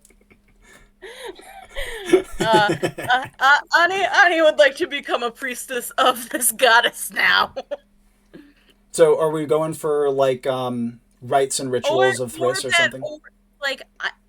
Either like fully aligns, or she just needs to know the rules of Thriss magic and how people can interact with Thriss and not die. Yep. Okay, couple things that she gets immediately by absorbing. One, Demosthenes is the literal only god in the entire pantheon who has some sort of independence from Thriss. He is related to her, but by like 2 degrees on both sides, which is extremely rare. Most gods have Thriss as a mother to some degree, but Demosthenes does not. And so he actually has some level of autonomy from Thriss, and is also the only god who isn't scared of her. The other thing of note is that Thriss's magic truly has no loyalty. It will kill its user. It will kill indiscriminately. And in fact, the rites of Thriss are not typically about invoking her favor, but more asking her politely for a couple more days, please. One of the most common invocations of Thriss is if someone is starving or hungry. they can invoke her to make them not, like, how to describe it? They feel it worse, but it's less bad. Like, they can still have energy despite the hunger. Yeah. And so she is very much a goddess of trade-offs, but time is another huge part of her. Priestesses of Thriss and priests as well can live many hundreds of years, but that time is torture, and they feel the eons much more brutally. So many parallels. Ani understands. She nods and she's like, okay, we might have fucked up a little bit.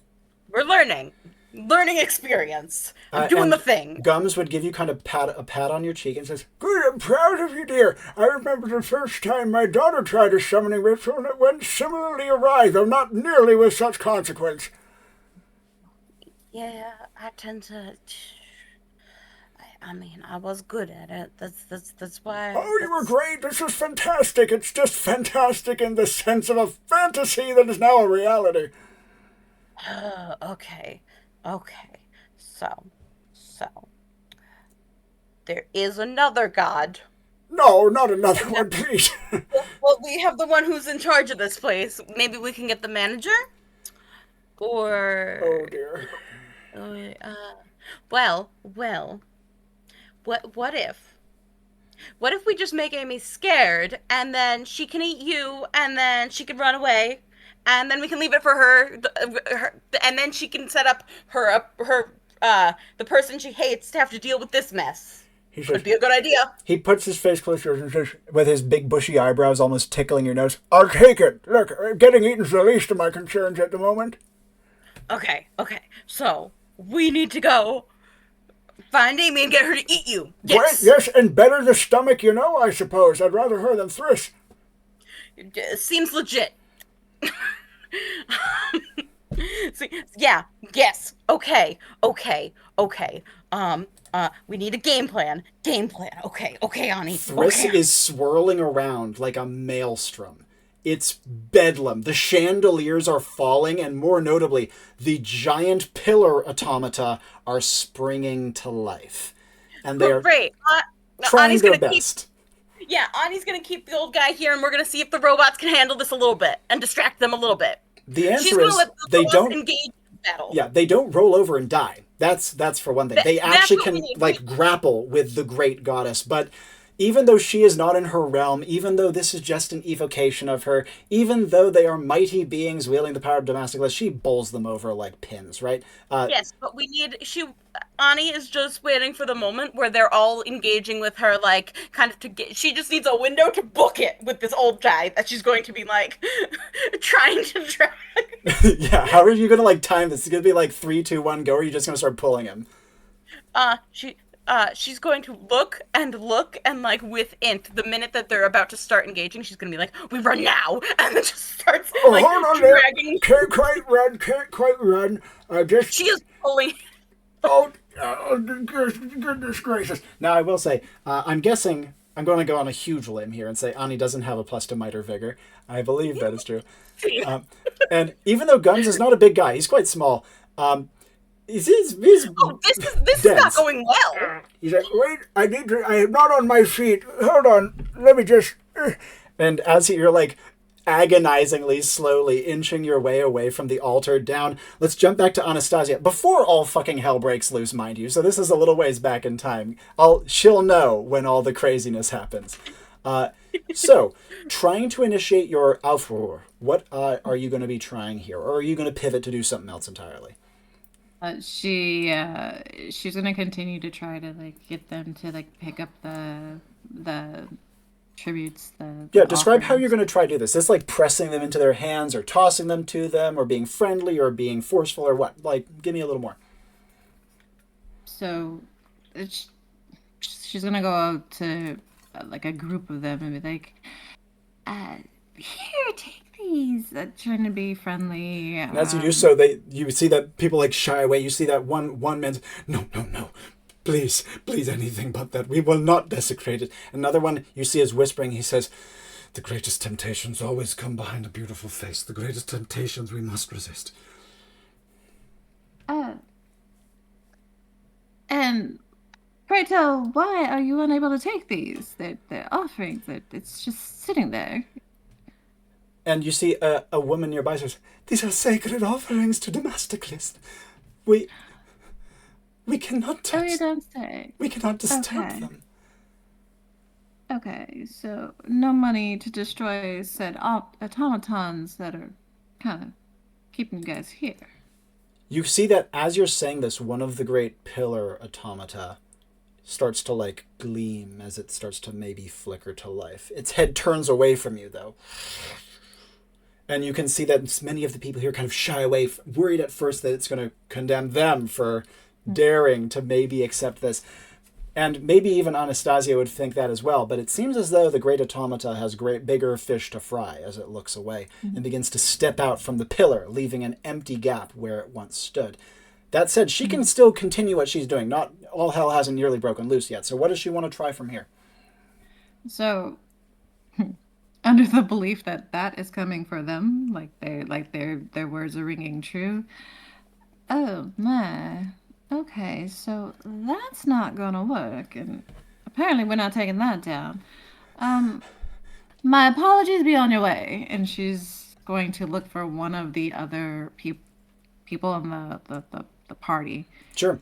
She sees as Derek she nearby. And she also sees Derek on top of Shadow Silk, riding, looking for her, calling out her name. Derek? Derek? Actually, important stat check here. Do you have vitality? Yes, you have a plus to vitality. I do. Okay, awesome. And in that case, Derek would kind of like pop out of sight and then double back and turns. He like doesn't even look like he's turning Shadow Silk. He's barely even riding, just kind of holding on as Shadow Silk goes barreling forwards. And he says, "Anastasia, careful. Something horrible. I don't understand this place. I feel like we're just gonna die in the snap of a finger blink, and I don't know what's going on. Please just get me the fuck out of here." Well, I mean, Derek, this is not your first rodeo. We can't leave until our mission's complete. But it's the worst rodeo for sure. Get the hell on top of this here horse, please, horse. Please be a nice horse. That I do understand. Is the saddle back or no? It's ready for you, and Shadow Silk is heavily barded as well, so it's like he's easy to climb up onto. Okay, so she'll go. Quickly mount up, take the seat in front of Derek. She does have more riding In front experience. of Derek. Yeah. Yes, absolutely. Shadowfax, are you able to find your Nemi?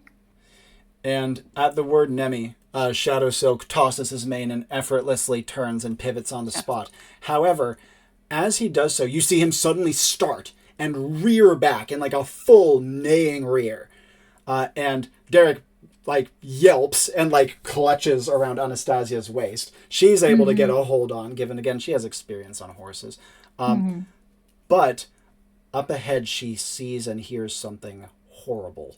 The sound of moans and screams as the great distorted goddess consumption spirit goes rushing past down a distant aisle, enormous, ravenous, scooping up unjudged and swallowing them.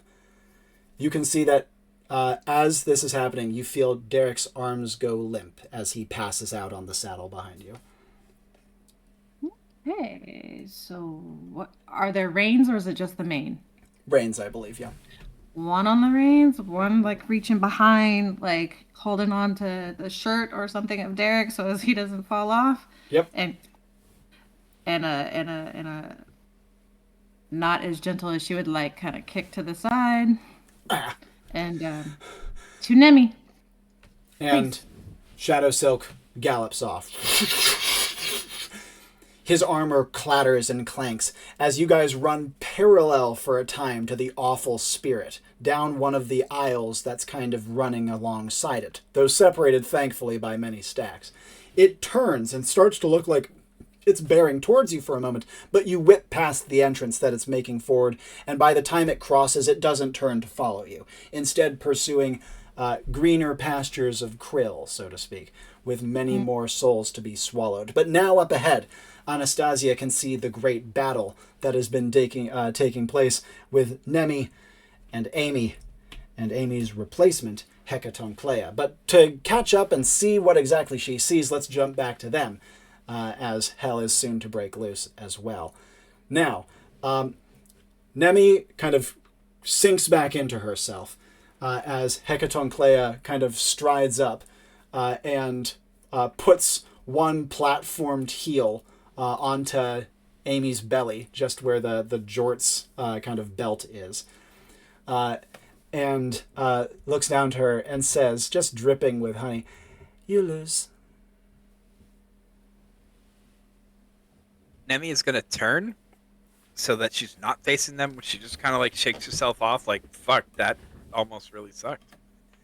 Whew. And she's going to go retrieve her grapple gun and Geisa and put them away. Yep.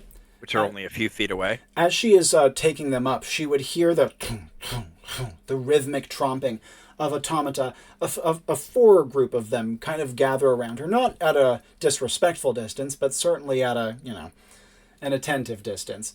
And Hecatonclea says to her, "Mortal, you know well this is not your domain and not your time. I know not how you came here, nor what your intentions were, but it is time to leave, and if you will not be escorted out, you'll be dragged out." Nemi finishes putting them away, takes a deep breath, turns around and says, "Again, the god you serve called us in to make sure she did her job. You got here timely, which is unfortunate. And she was kind of a bitch. Also unfortunate. I am always punctual, and she is always the worst. This is nothing new." Yeah. But now you're here, so... Not really sure what to do with that. She says, "Demastocles made no mandate.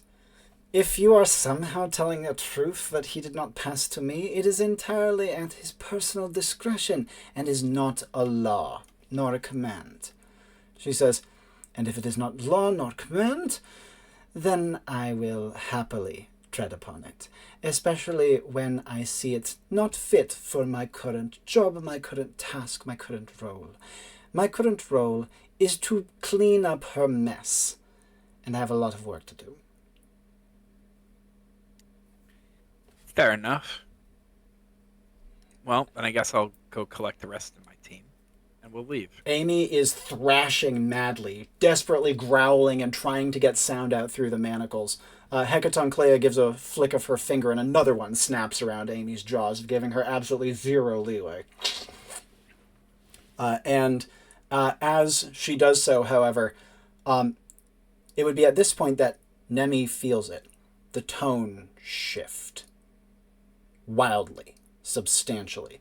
And Hecatonclea, so caught up with her triumph, now seems to be realizing it too. You see her automata are turning. This is great. This is going to be really awesome. It's great you're in charge now. You can deal with this shit, right? Whatever the fuck just happened.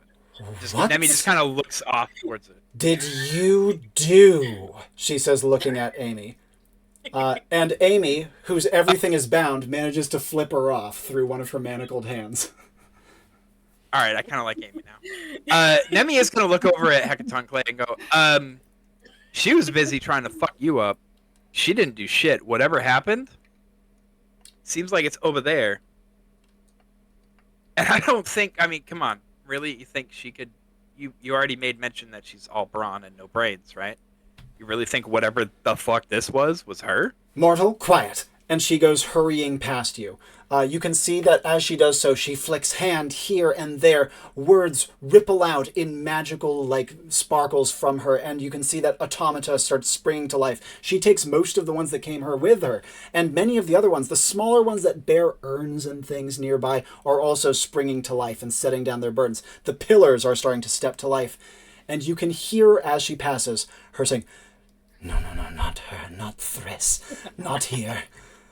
And who the fuck is Thriss? And you hear Amy... Said in flat prone. Yeah, and as you say this, Amy goes in trying to respond to you. That said, Hecatonclea, ignoring you, calls over her shoulder, "Arrest her!" as she leaves with only 3 of her automata left behind, which immediately all flank Nemi at her 4, 8, and 12 o'clock and begin to bear down. Was she pointing at Nemi when she said arrest her? Yep. Bitch. All right. Good luck dealing with me and the other one. Yeah. Nemi is gonna wait until the last moment before one of them reaches at her, and is just gonna backflip up out of them. Yep. Like they're approaching her, squeezing in on her, and when they're about to reach her, she's just gonna backflip over next to Amy. As she does so, she barely misses the one behind her, which launched a magical chain from its hands like a Legend of Zelda claw shot. It recalls it almost that's immediately. And as she lands next to Amy, they all turn towards her, and 2 of them project chains from their hands.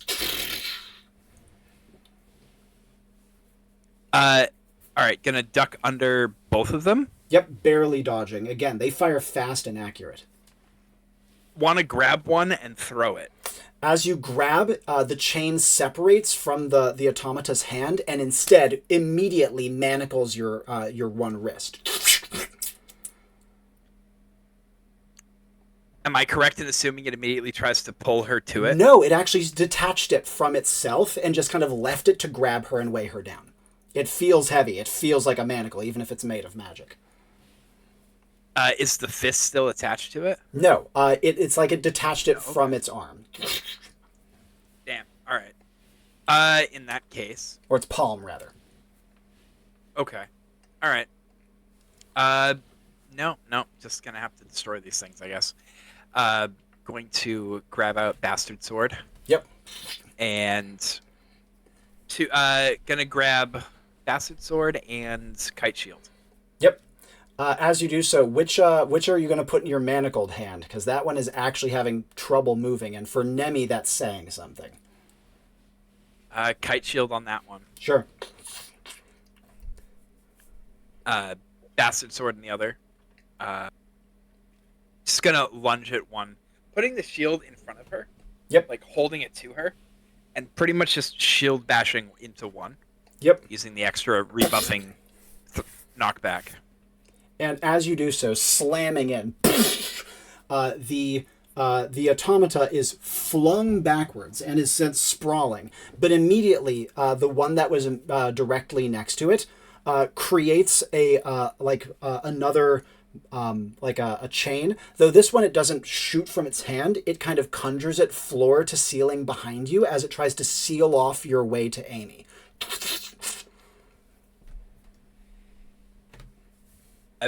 Gonna literally throw the Bastard Sword right through the thing's chest. And the Bastard Sword, with Nemi's enormous might stat and the relative close proximity, literally embeds itself, not quite up to the pommel, or not up to the hilt, but not terribly far off, and just like slams into the automaton. You can see that, again, kind of like misspelled words spark from it as it kind of like sinks to the ground, fighting to stay like sentient, so to speak. Whereas the third one, as soon as she does so, rushes at her and goes to try to grab the edges of her kite shield to grapple her.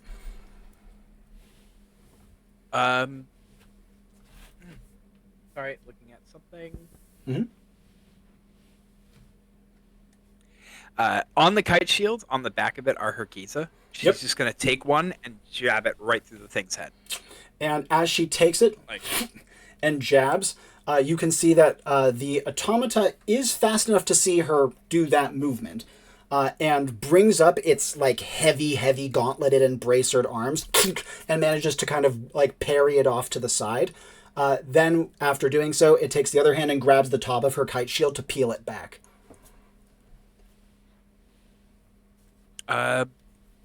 She's gonna let it go and actually kick off of it. Yep. So, to dodge backwards. Yep.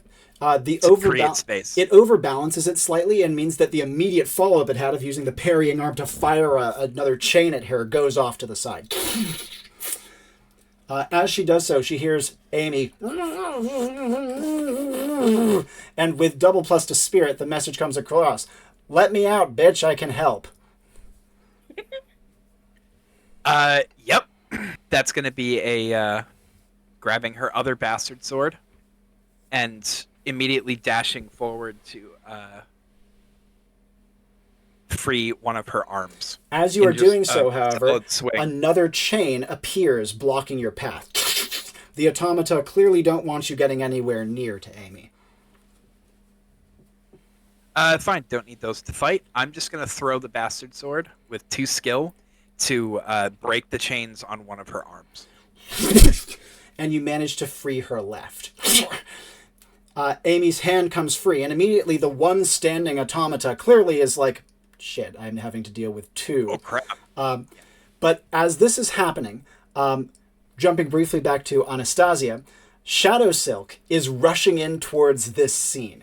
You can see Amy on the ground, bound but just freed by Nemi's sword stroke. You can see another nearby automata with one of Nemi's swords buried in its chest, clearly trying to fight to get back to its feet. And you can see Nemi kind of squaring off with this final one, whose back is to you, with Nemi's path to Amy obstructed by one of the great conjured chains. With you riding down, towards the automaton's back, Nemi, a little ahead, can see over its shoulder at you coming in. Actions you'd like to take as you're riding forward. She's gonna let go of Derek. She's gonna grab the purse. She's going to swing. Yep. Gonna release the elongating Why am I part? losing all my words today? Yeah, like the elongating The part. strap from the purse. Yeah. And almost like yo-yo, Oh, that's towards pretty the sick. head of the back of the head of this automaton. Yeah. Since it can't see me coming, or can't see her coming, and yo-yo it, flick of the wrist. With a massive clang, it hits the back of its helmeted head, and it staggers forward towards Nemi. Nemi's going to follow through and just smash it right in the face. And with a 1-2 punch, you lay it out flat on its back, completely caving in the helmet where you punched it. As Shadow Silk pulls up next and kind of stomps on it a few times for good measure. Derek slides off almost immediately, and kind of takes a few steps back and puts his back up against the wall, breathing heavily. And he says to Nemi, "Hey, since you seem to know a bit about what the hell is going on, there's something out there. Giant thing, terrifying thing, eating things." Yeah, no, we're something happened and we're screwed, but I'm used to it. It's fine. Nemi's gonna go pull her sword out of the automaton on the ground and put it in between the chains and break the chains off of the It ones on takes her some wrist. oomph to get the one off her. She has to really push in to get it out, right? As she is doing so, Anastasia, follow-ups you'd like to take? Are you going to still stay on Shadow Silk, or are you going to slide off? I'm gonna slide off of Shadow Silk. Yep, there's a wounded automaton nearby that Nemi just pulled her sword out of, who is just kind of not convulsing, but having a hard time. Mm-hmm. I know the sword cane is not magical. Mm-hmm. No magic at all. But can she take that and behead this thing? Because if not, then she wants to go to Amy and start trying to free Amy, because we need Amy to complete said mission. Sure. Now, as you are kind of approaching the automata, it looks kind of like a very heavy suit of armor with no one in it. You know what I mean? So decapitating it would be hard, given that it's metal. But you could try to tire iron your sword and again pop off the helmet if you wanted. Yeah, let's go with that one right there. Yeah, right. And as the helmet kind of pops off and clangs onto the ground, you can then see, thanks to your the magical effect of the Langesmesser, something spills out. In this case, the magic of Damastoclist spills out as a set of magical words that flow out in almost like spurts of blood, made to gleaming, beautiful sentences of magic. Now, after doing so, it is actually rather beautiful, but after doing so, what would Anastasia like to do? How is she going to try to go about freeing Amy? who has one arm free and is trying to get the manacles off of her face, but she seems completely helpless against them.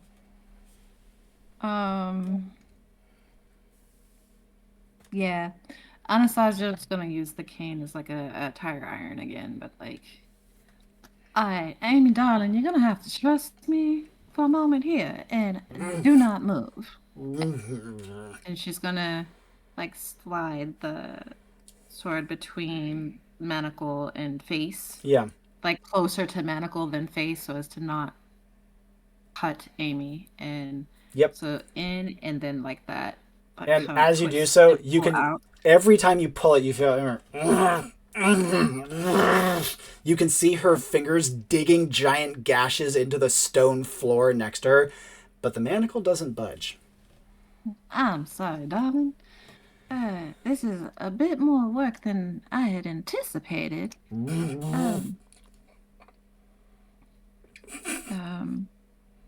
Let's see, is there like any type of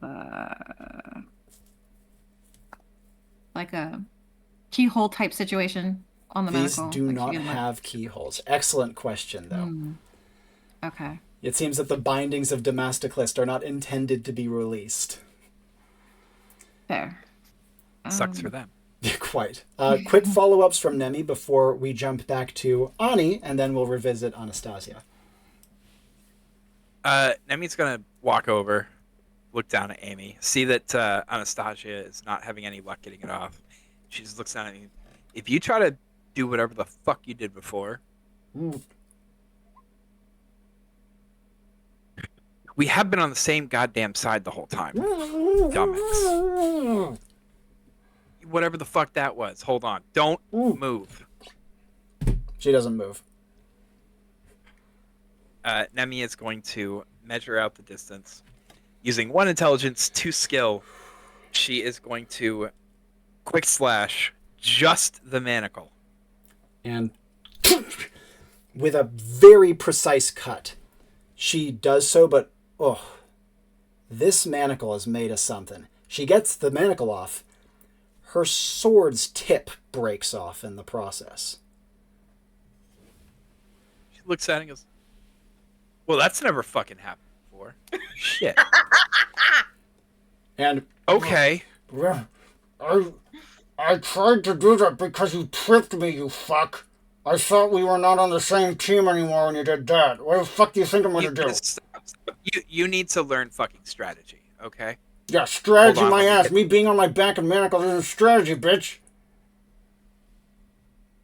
It would have worked if I got close enough to the other one to kill her. Yeah, my ass. But we didn't get because something else. Yeah, whatever. Just don't move. I'm gonna get the Alright. other side. Nemi remeasures because the short's a little bit shorter now. And again, same thing. Just quick motion. Takes the other side off. And as she strikes, she flexes her jaws. Her tongue kind of trace around. There we go. Yeah, that Better did done. look like it sucked. But Nemi sees something. The letters of Damastoclist appear on her sword. Cracks form along it, and it breaks to pieces in her hands. Mother. Oh, okay. Just gonna drop it. Okay. Amy says, "Listen, those bindings are not meant to be freed, but you know who wasn't meant to be chained?" She gets the one arm you freed down, pulls with all her might, and rips up the pieces of ground that her remaining hand and feet are bound to. Her eyes bulge almost out of her head. Her wig kind of goes askew, and she fixes it quickly before finishing. And then clomping around with 2 gigantic, floor slabs still manacled to her feet. She says, "Try caging me now, bitch." Who is? I'm sorry. What was the god's name? Thriss.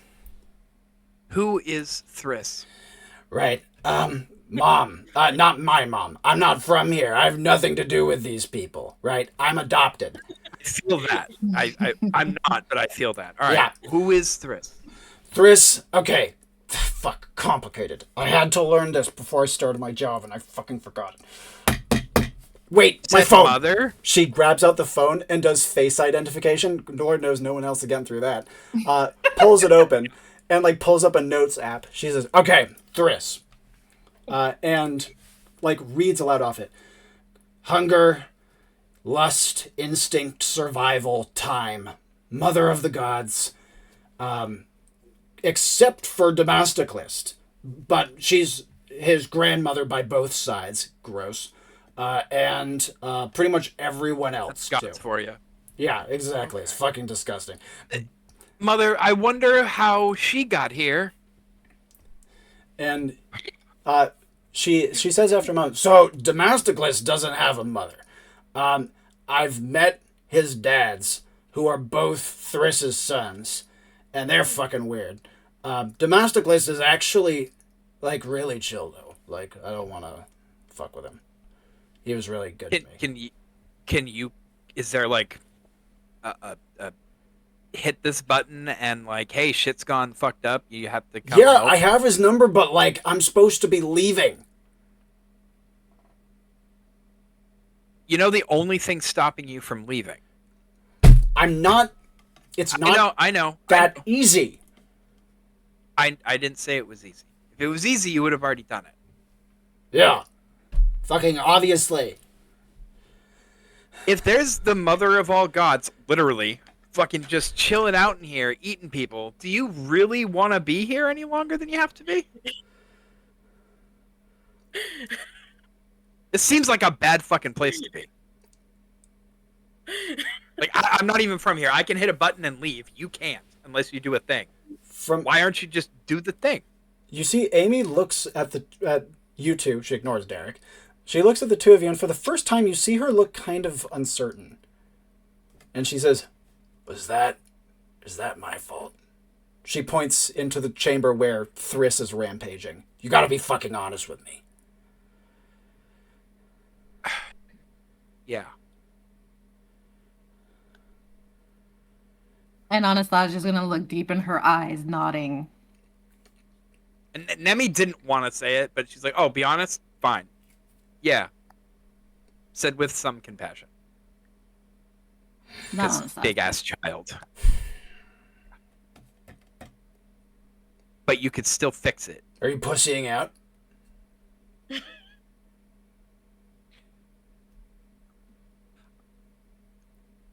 I was ready to take on your fucking replacement with you and put you on your ass. Really? Yeah, Am I pussying out? But bitch, this is Thriss. Different magnitude. Oh yeah, I'm not fighting a fucking mother of gods. No, I'm not crazy. I've killed dragons before. I'm not fighting a Yeah, goddamn fucking dragons god. is easy. Like, this is hard. I'm still just a fucking mortal, so not really easy. Yeah, bitch, I was immortal too, right? Not anymore. Yeah, well, I'm about to be again. Fucking, like, I better get used to it, hadn't I? She says, okay, you two, just keep the other bitch off me. You know the one. And Yeah. I need to see Gums. Alright. But keep the other bitch off of me. I'm gonna see what I can fucking do. I don't want to leave Demastoclist with this mess after all the fucking shit he's done with you. I'm such a fucking loser. I'm such a loser. Well, darling, a loser He's you are not not. grab her. I do understand that you don't want to lose your friend. That said, your procrastination has caused all this. It's not. And it didn't have to. It's not that fucking easy. Nothing important or nothing great is easy. You have an opportunity towards greatness and you're screwing it up. Now, why don't you go be great and we'll go handle that other one. Keep her off me. I'm gonna try to deal with Thriss.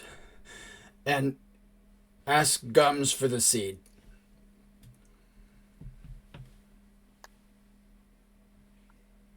I feel like there's more to unpack there, but we don't really have the time. So Go fucking do it. yeah, you too. And Nemi's just gonna turn and start walking in the direction that the other one went. Anastasia's gonna follow. On foot. Oh no. Nemi's gonna whistle. And Shadow Silk, who is close at hand, rushes over. Anastasia, are you trying to bum a ride, or are you on foot? If she bums a ride, then she has to leave Derek, and she. Derek seems to be up to something. Oh. Well, in that case, Nemi, darling, mind if I hitch a ride? Oh yeah, I'm not doing this shit alone. Get up here. And as you He's just kind of like lean down. as you haul her up, you can see that Derek is currently investigating the remains of one of the destroyed automata, whose individual armor pieces are now detachable. Go, Derek. Okay. You see that even though he's like looking around furtively, expecting to be attacked at any moment, he is sliding one of the gauntlets onto his hand. I have a question about that. Now that I'm watching him do that, this metal that these automatons are made out of, is it like etched with like power words and shit? Precisely, yeah. Haha. Nemi's gonna get down real quick. Yep. They're gauntlets, right? They have like, big pieces of metal attached to the outside as like adornment and whatever. Nemi's gonna rip some of that off. As she goes, however, it's way too tough for her hands. Even though with her enormous strength, she can't do it. In fact, the gauntlet is heavy, way heavier than it should be. And Amy says, "You broke rules." And Derek, who now has it on his hand, says, "Don't tell anybody, I suppose." Yeah, what he said.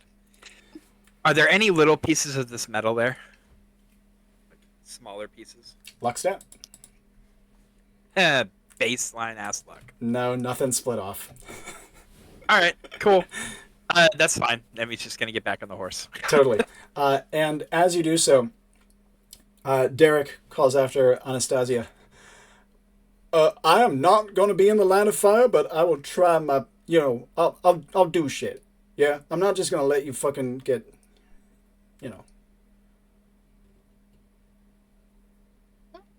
Well, I'll trust that you'll do what you can, and we can reconvene once all this is over. Uh-huh. And Amy, who's now, like, peg-legging her way along with the one gigantic piece of floor still attached to her one foot. She's still freaking fast, right? But, like, it's just very lopsided. Just, come on, we're moving! Yeah. And Nemi is gonna urge Shadow Silk to just full-on run towards the direction that the other one went. Yep, this is like the kind of grand atrium that leads into the actual vault of Blames.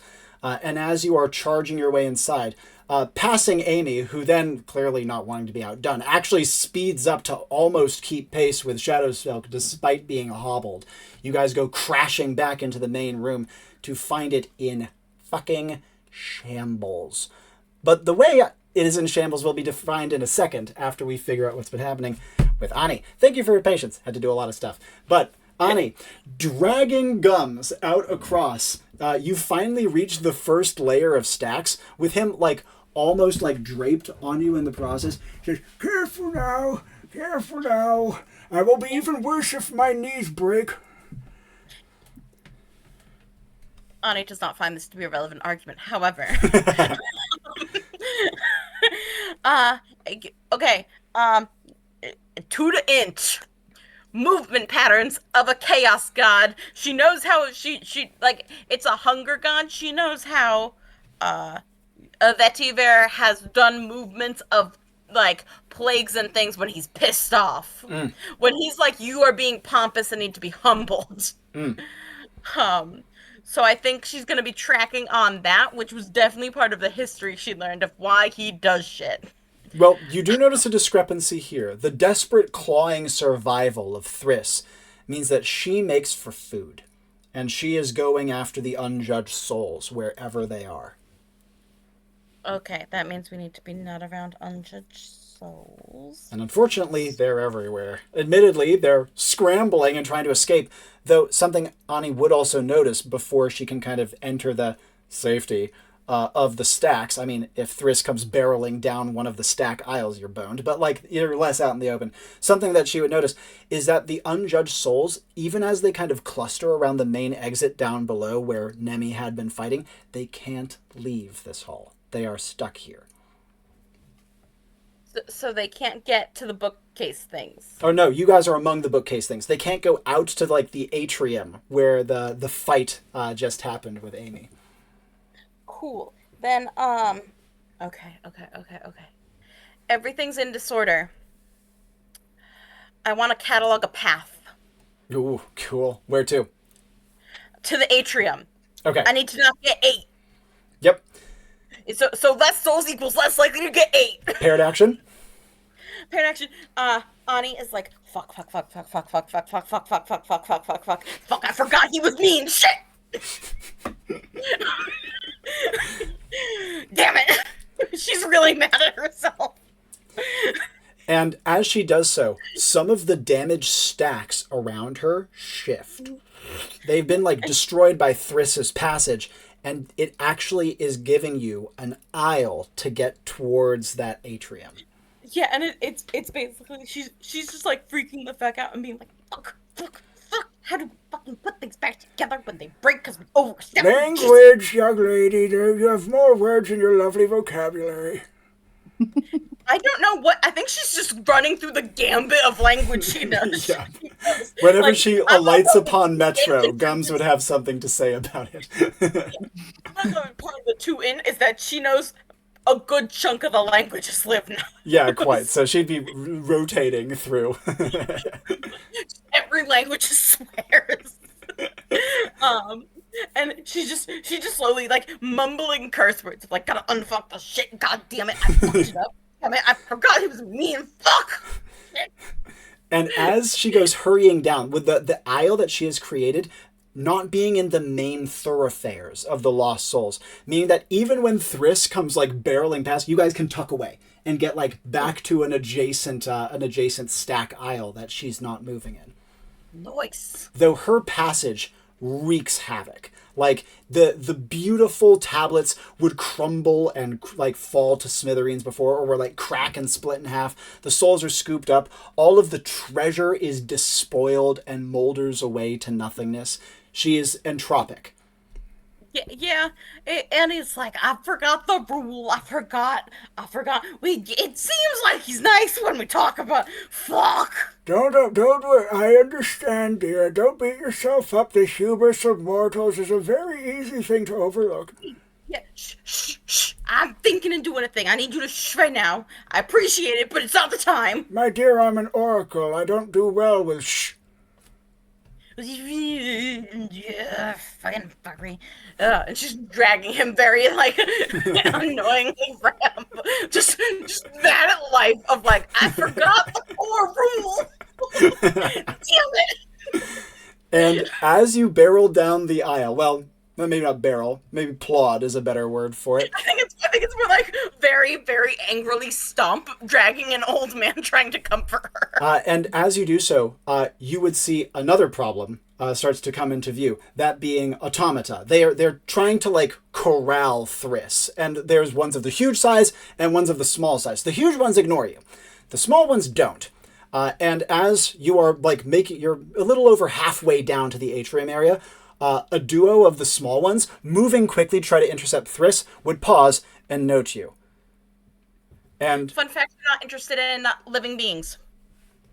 oh, I can't give it to you. They have already established that they are interested in living beings. They established that they saw me, not that they're they. Okay, I established down below no. with Kadrien that they right. do care. That is a transgression. So, fun fact is going on a shortened cooldown.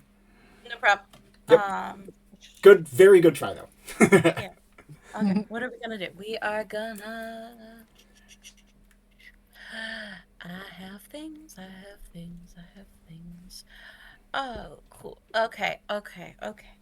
Do you need a moment to think? No. I have a lot of languages. Yes, you do. I have heavy amounts of magic knowledge in the int backstory from a polytheistic religion, and I have reading glasses. They are covered in text. That's what I'm going for. Beautifully done. With tuned arcane, so I'm gonna combine that into the int for arcane knowledge. So, like, with that plus the languages that we have established, and I got you to confirm that she knows, she is going to try to guesstimate the language.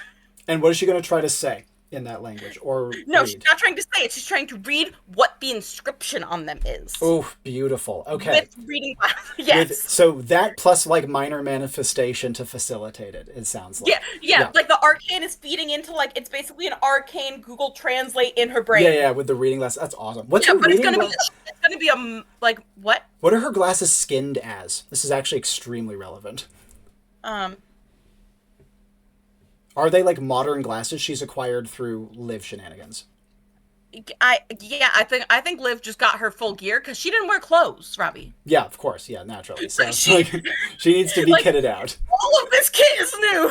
Yeah, and so in that case, this would be a foreign thing to her as well. This strange device on her face, and so because of that, okay, I love the manifestation. It makes a lot of sense.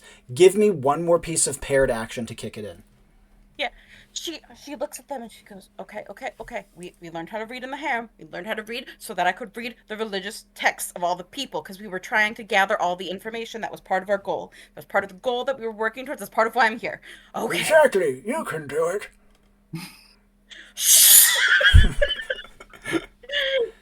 I don't need encouragement right now. Pardon, just oracular nature, you know.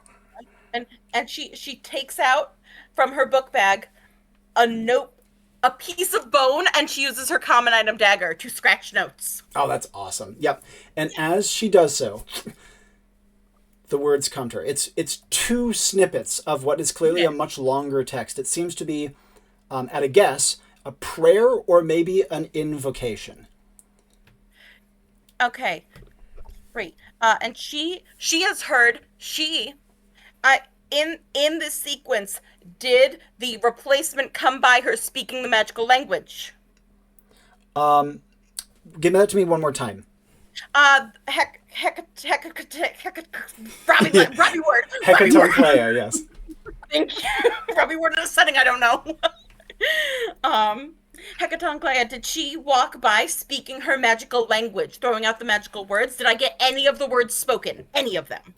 You did not get it from her voice, but now that you're reading it, you would realize that some of the ambient sound of this place is deep, thrummy chanting. Bet. She is going to try to speak the prayer. That's it. That's all she's going to do right now. Do you want the actual words of it? I can give them to you. I know you have them. Let's go. Yes, of course. When hand of justice comes a grasping, unleash hands, return them clasping.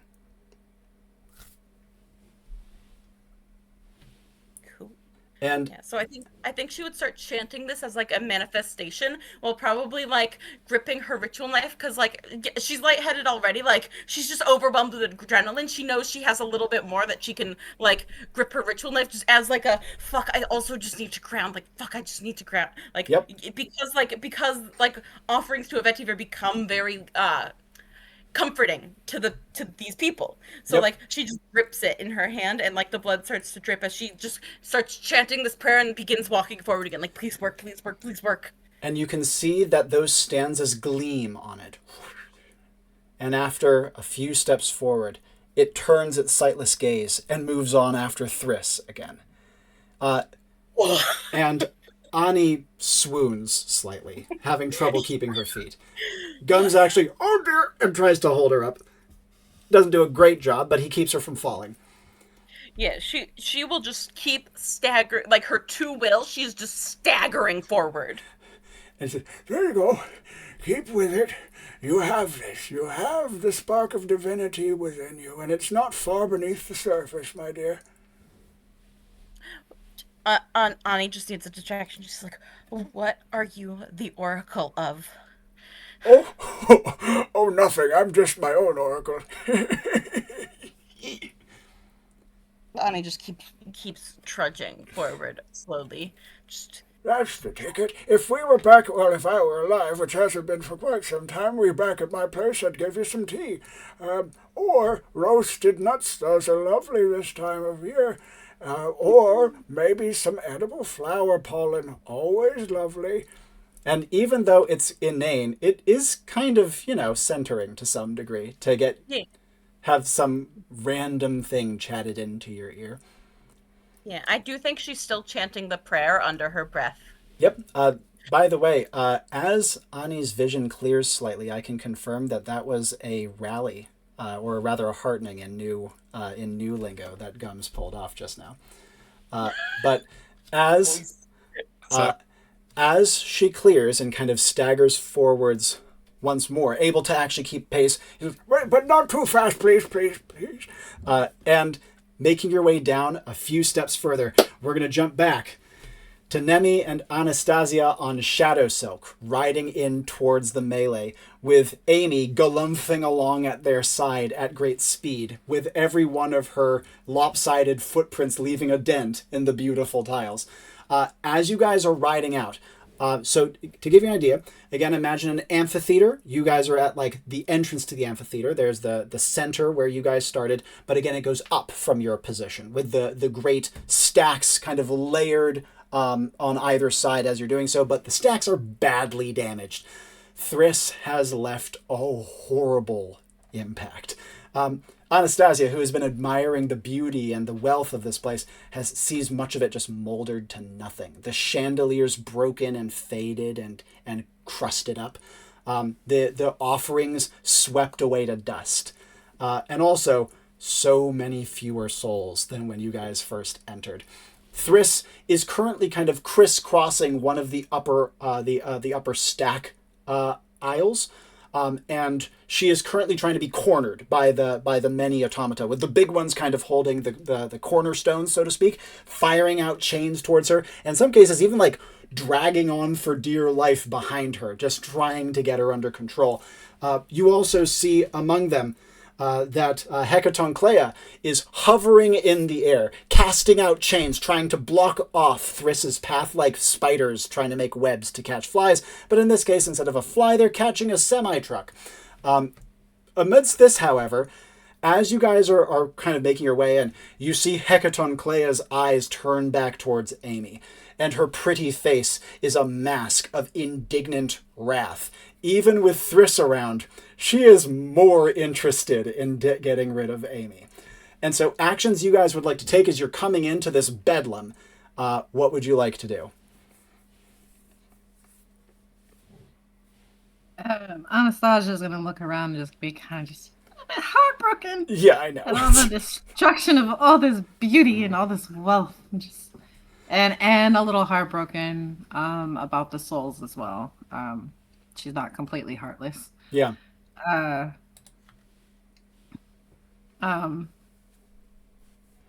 But she's gonna address Nemi. Nemi, darling. Do you think we can head on over to Hecatonclea and try to take care of her? Oh yeah. Let's do that towards the godmother. Yep. And Nemi just,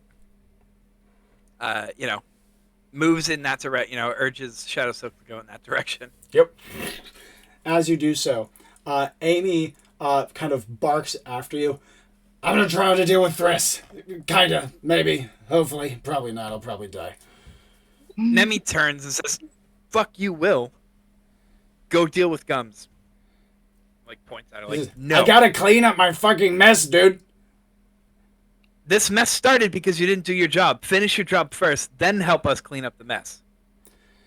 You can see that she just kind of like and like punches the ground in frustration. But I think I can do something here. Well, darling, I understand you're frustrated and you want to take care of Thriss, but Gums is the more important. Uh, emergencies versus important. Emergencies will always be there. Take care of the important.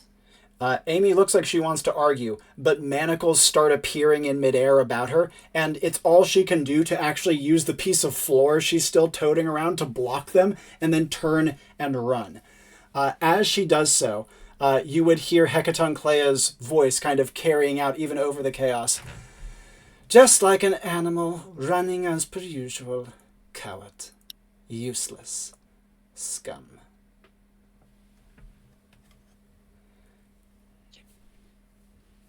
Oh, Nemi hates this bitch.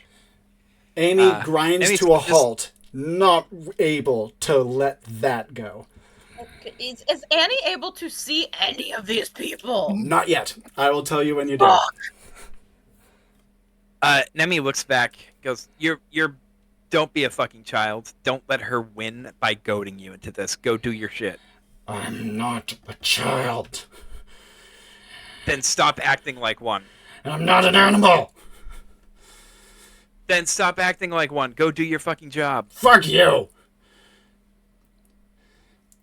And Amy almost looks like for a second she's going to lash out at Nemi. But as she does so, Nemi sees one of the great word-wrought spears pierce Amy's arm. And you can see that rather than blood, you can see a kind of wisping burst erupt from it. And Amy turns and looks towards Hecatonclea, who has conjured more of these spears. And you can see it hurt her. It seriously hurt her. She looks to you both for a moment, and you can see that fight or flight entering her eyes. Nemi's gonna look at her. Is Garen Thinks active again? Garen Thinks is off cooldown. You have it. Activates Garen Thinks by shouting, "Fucking go!" And as you do so, Amy turns and runs. And starts bolting away.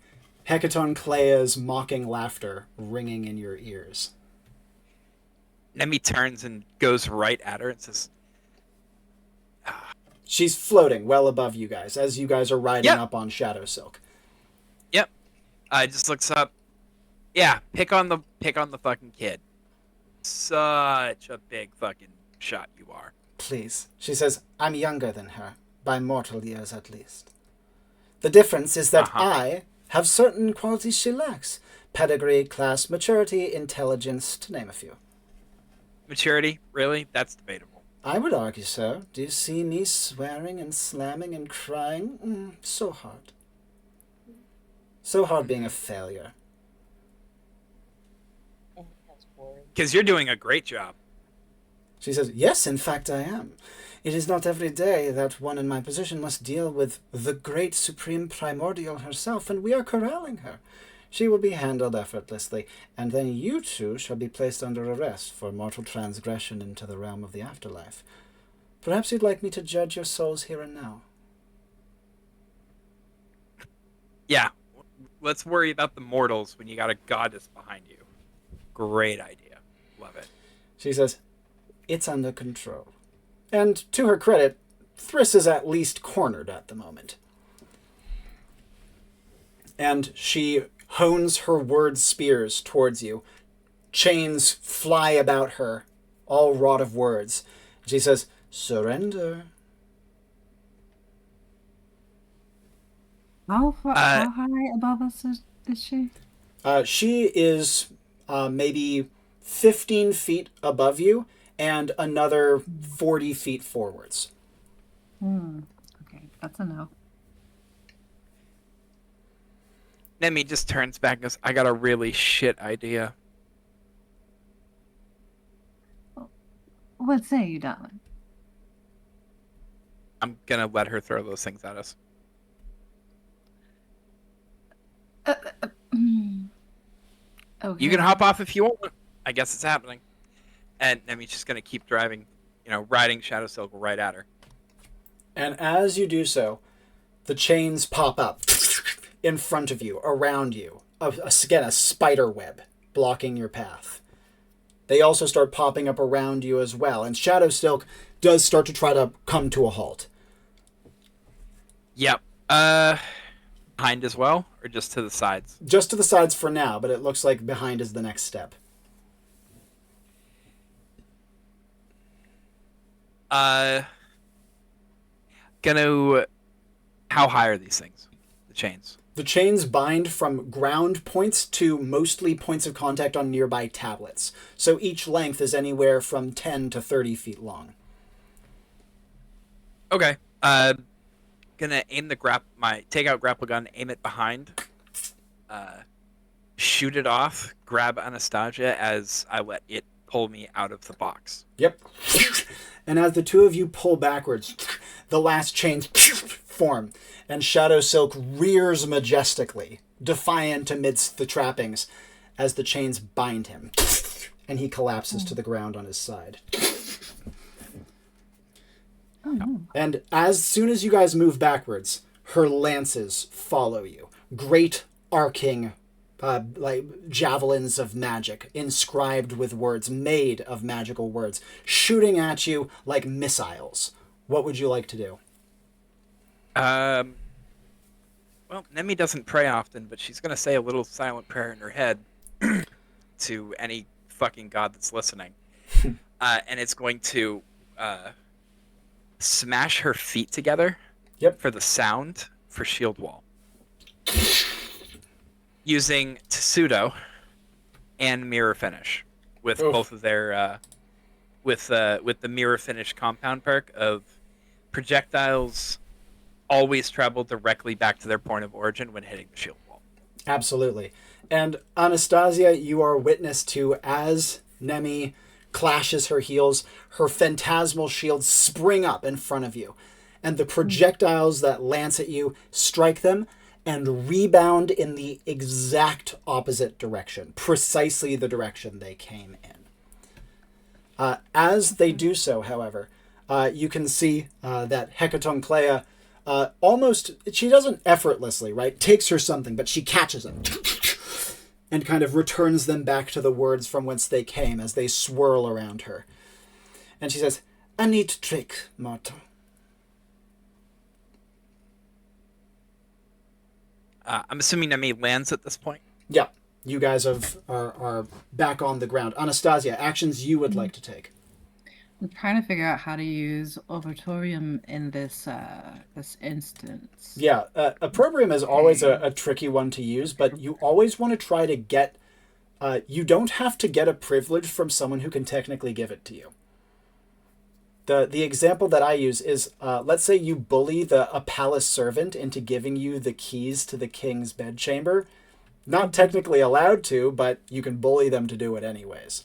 So opprobrium can get you privileges from someone who isn't technically allowed to give them to you within boundaries of reason.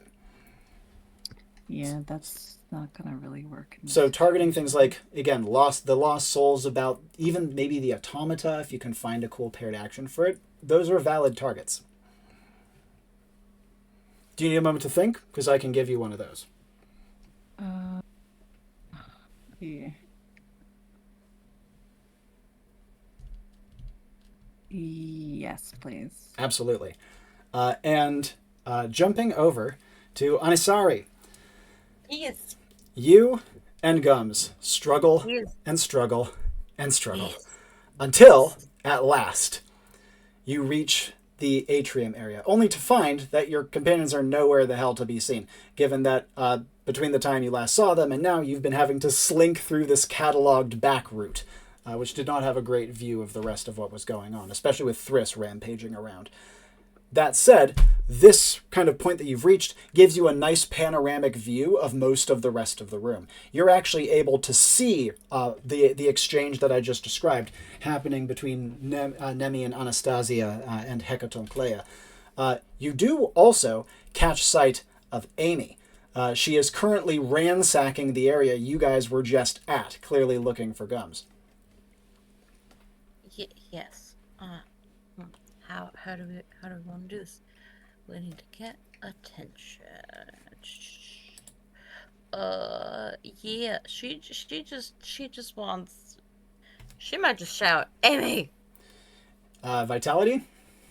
None! She's just done. She's so mad Quite. at herself, at the world, at this dumbass goddess, and a Vicky Bear for forgetting she's mean. She's mad. And her furious little voice is completely lost in all of the chaos. Hey, Gums, can you yell? Well, not particularly loudly. Well, Amy might be listening for you. So. Well, I'll certainly try. Amy, well, you don't like when I call you dear. And he tries again, his voice thin and quavering and completely lost over all of what's going on. Is there anything... Okay, we have automaton suits. I have not officially broken rules. But you do actually also see Derek. He is in this area, and he has 2 automata gauntlets on his hands. Cool. As you are, like, you recognize him, of course, from early on, and he clearly doesn't think you're a threat. Instead, what you see him doing is flexing his hands in the gauntlets, and occasionally a chain kind of pops out a little bit, and then he gets scared, and it, like, pops back in. Cool. Annie's gonna, real quick, try to put on one of these magic suits while chanting the prayer of this god. The one that you caught? Yep. Which armor pieces are you putting on? The gauntlets, the helmet, the chest plates, what? Helmet, the gauntlets, and the boots. Yeah. They are wildly oversized, and she looks very silly. Great. She's gonna try yelling in the gauntlet. It's magic. It might do something. Or in the helmet. And what is she going to yell? Okay, this is God of Binding. She's gonna be like, Amy, do your job. Beautiful. Yes! You can see that the words appear before you in this language, in the air. And you see Amy, all the way across the hall, perks up. You can see text gleam across her body, or rather across her, like, crop top. And after she looks and sees and starts, like, locomotiving her way all the way through, like, literally bashing through entire giant tablets to get to you guys. She plows through one automaton, then another. You can see that the, like, pieces of floor that were stuck to her are now so small from just being, like, smashed against things that they're hardly an inconvenience anymore.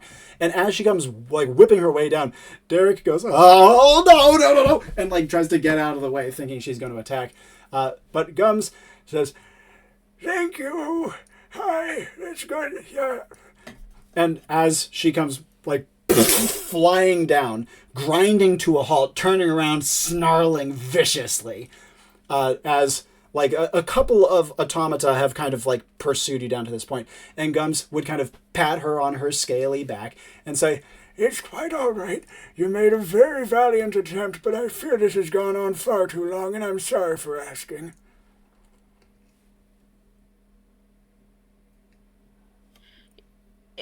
Ani says, he releases you from your vow.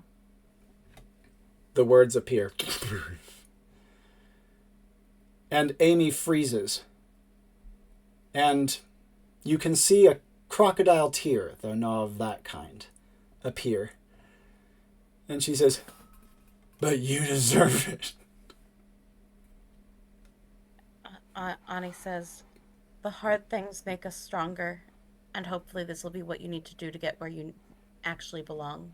Her lips quiver. And Gums would kind of give her as best a hug as he can with his frail little body around her scaly back.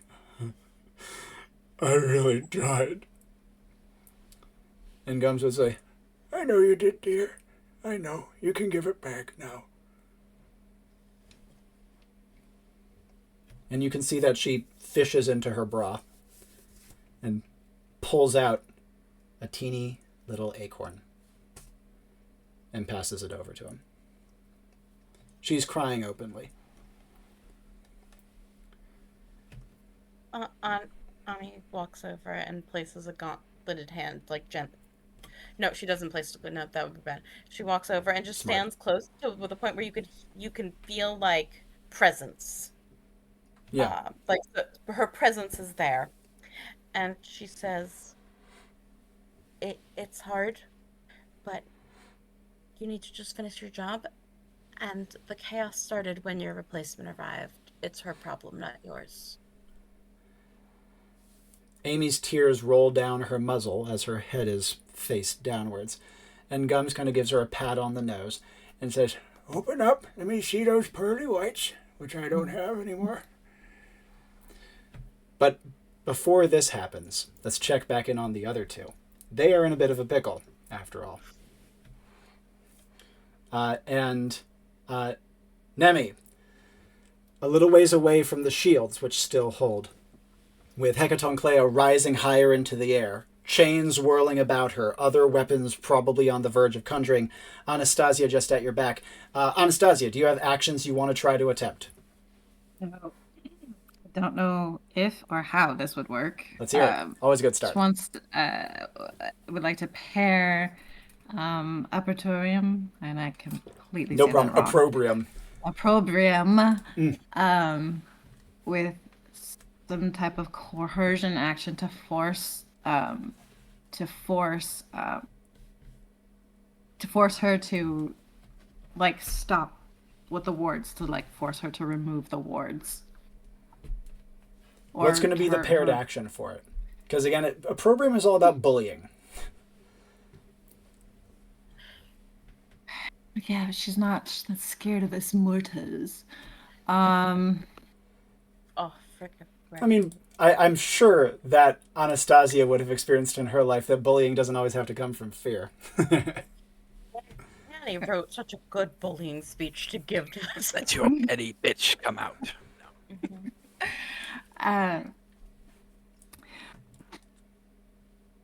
Look, I have seen mean girls like you my entire life, privileged and the such. You can stop your mean girl tactics and bullying this being you call a beast, and forego your wards and your biases and your prejudices, and let us be. She has a job to do. Let her do it. Sink the claws in. It is not your turn. That's better. Give me more, if you can.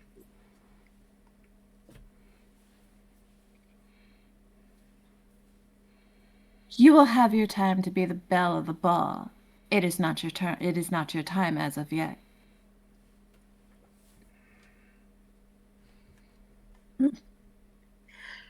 You got it. Get it. Zinger this. You got this.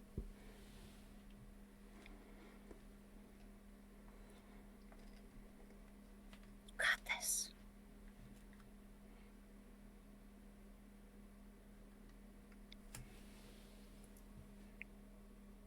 And stop these childish antics and this foolishness.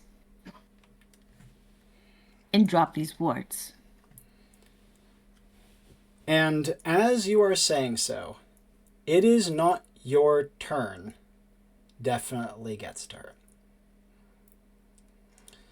You can see that her nostrils flare slightly. The chains go from kind of swirling and gentle to taut for just a moment. And she says, "And who are you to say?" But Nemi, if you have an interjection. Just that all of this was done with Garen things active. Fuck, you're right. That's sick. And Gareth thinks deliberately lets people join in on it. That's awesome. Yep. Not to mention makes her more hesitant because she's an enemy. And as Hecatonclea gives her response, quavering slightly with indignation, "And what makes you think you have the right to say this?" Final follow-up from Anastasia to complete that opprobrium. privilege knows privilege. I may not be of your world, but I hold high stars in mine. Oof. Wait a sec. I gotta check one stat on you. You have double plus intelligence. Can I give you a line? Sure. I may not be of your world, but I am out of your league. Ooh. Poetry snaps. Poetry snaps. I was so gonna go like, you've always been perfect, and yet you're still second choice. Oh, that's vicious too. Yeah, I wrote that like 2 hours ago. I wrote a speech. And of any of that, what would you like to do? You can put it in Anastasia's own words if you would like, but like I don't want to be speaking for her. I just want to give you input.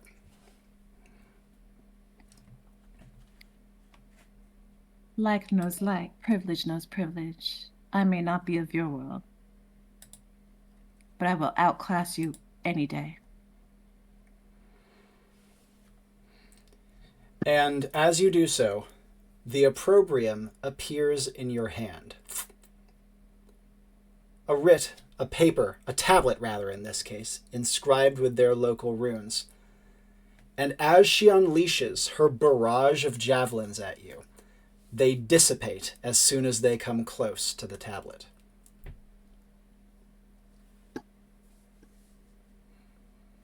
And Nemi, follow-ups from you. She has a shit-eating grin on her face.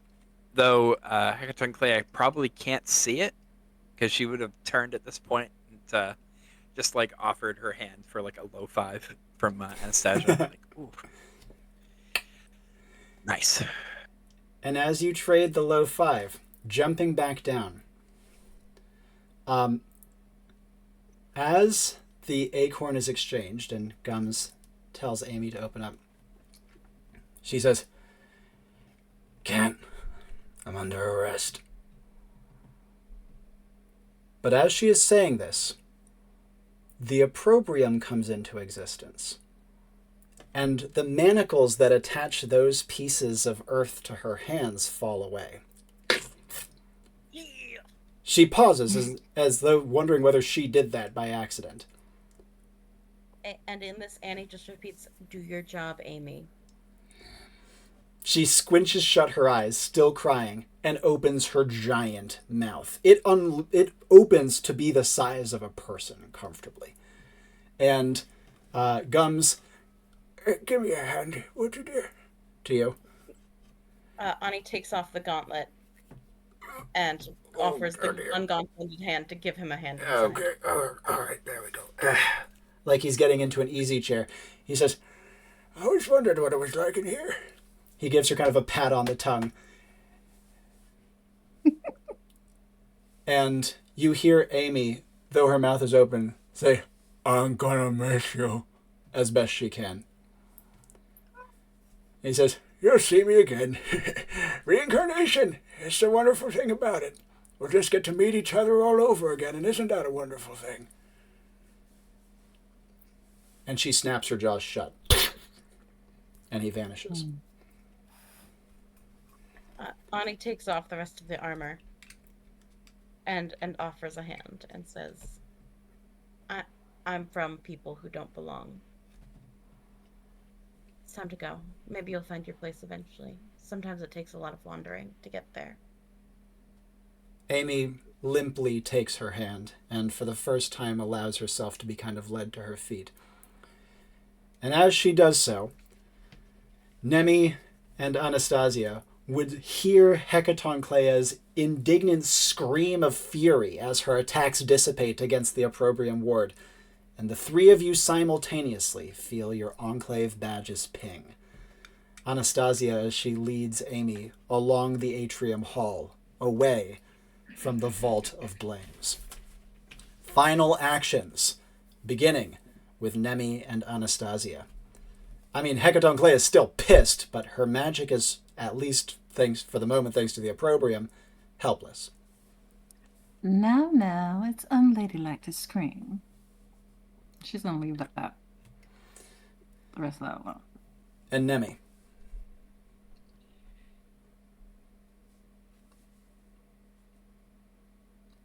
Nemi lets shield wall fall so that she can look up at Enclave.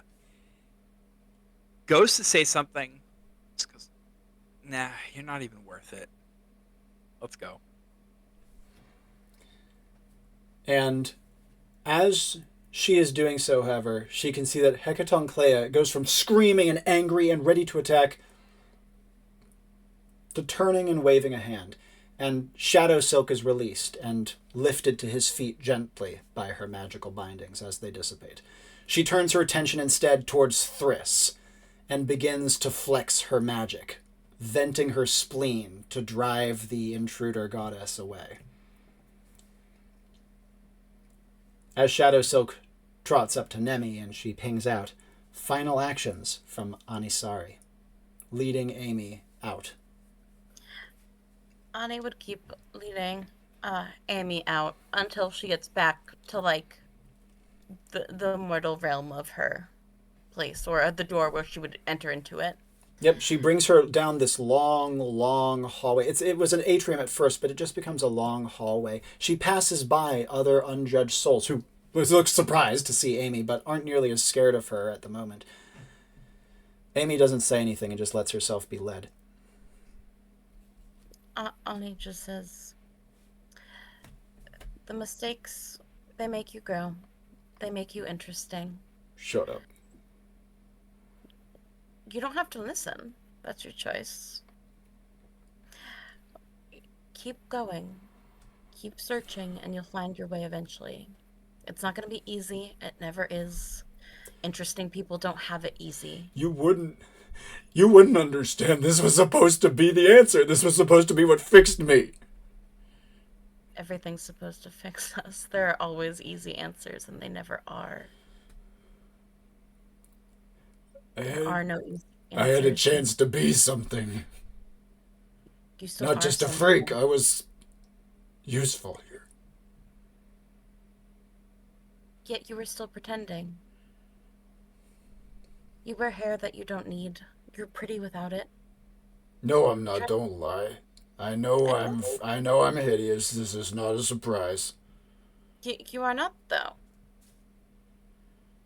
You are not of my kind, but you're not hideous. That's a simple view of it. Yeah, that there's I've one attended one too many proms to believe that bullshit. Well, you're not in high school anymore, Amy. The world's not as simple as you think. Keep going. Find the place where you are beautiful and stop pretending. If you're pretending, you won't find that place because you're not being you. You got this, but you gotta go, and you gotta go through it.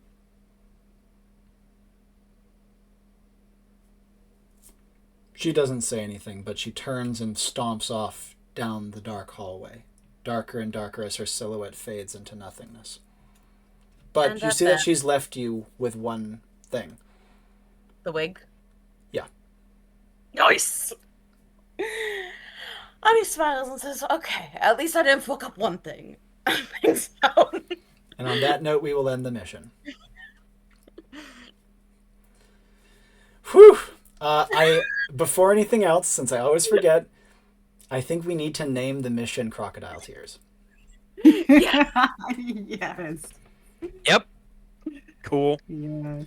Amazing. Oh, God. All right. Well, this was quite a wacky mission with a lot of moving parts. So before we get into questions, quick review of our focus words. First of all, for I am death. That's pretty obvious. That's the whole premise of the plot of Amy being replaced. Who is death? Is it her? Is it Hecatonclea? It's one of them, or maybe it's both. Then one last hurrah before settling down. She needs to do her job, finish her clear her inbox before going back and being mortal again. Same with Gums. He was kind of trying to cheat death. Not quite. I don't know if you guys picked out exactly how he was doing it, but he was kind of trying to, and he was like, no, it's not worth it. I don't want to do this to Amy. And because he was trying to cheat death, but not because he didn't like death. there was another reason for it. And lastly, Chestnut. There's 3 for this. It was a tough focus word. First of all, Gums is all wrinkly. That was a big part of it. He is an old little chestnut himself. Second of all, his secret was a seed, right? I'll leave you to ponder on what it exactly meant.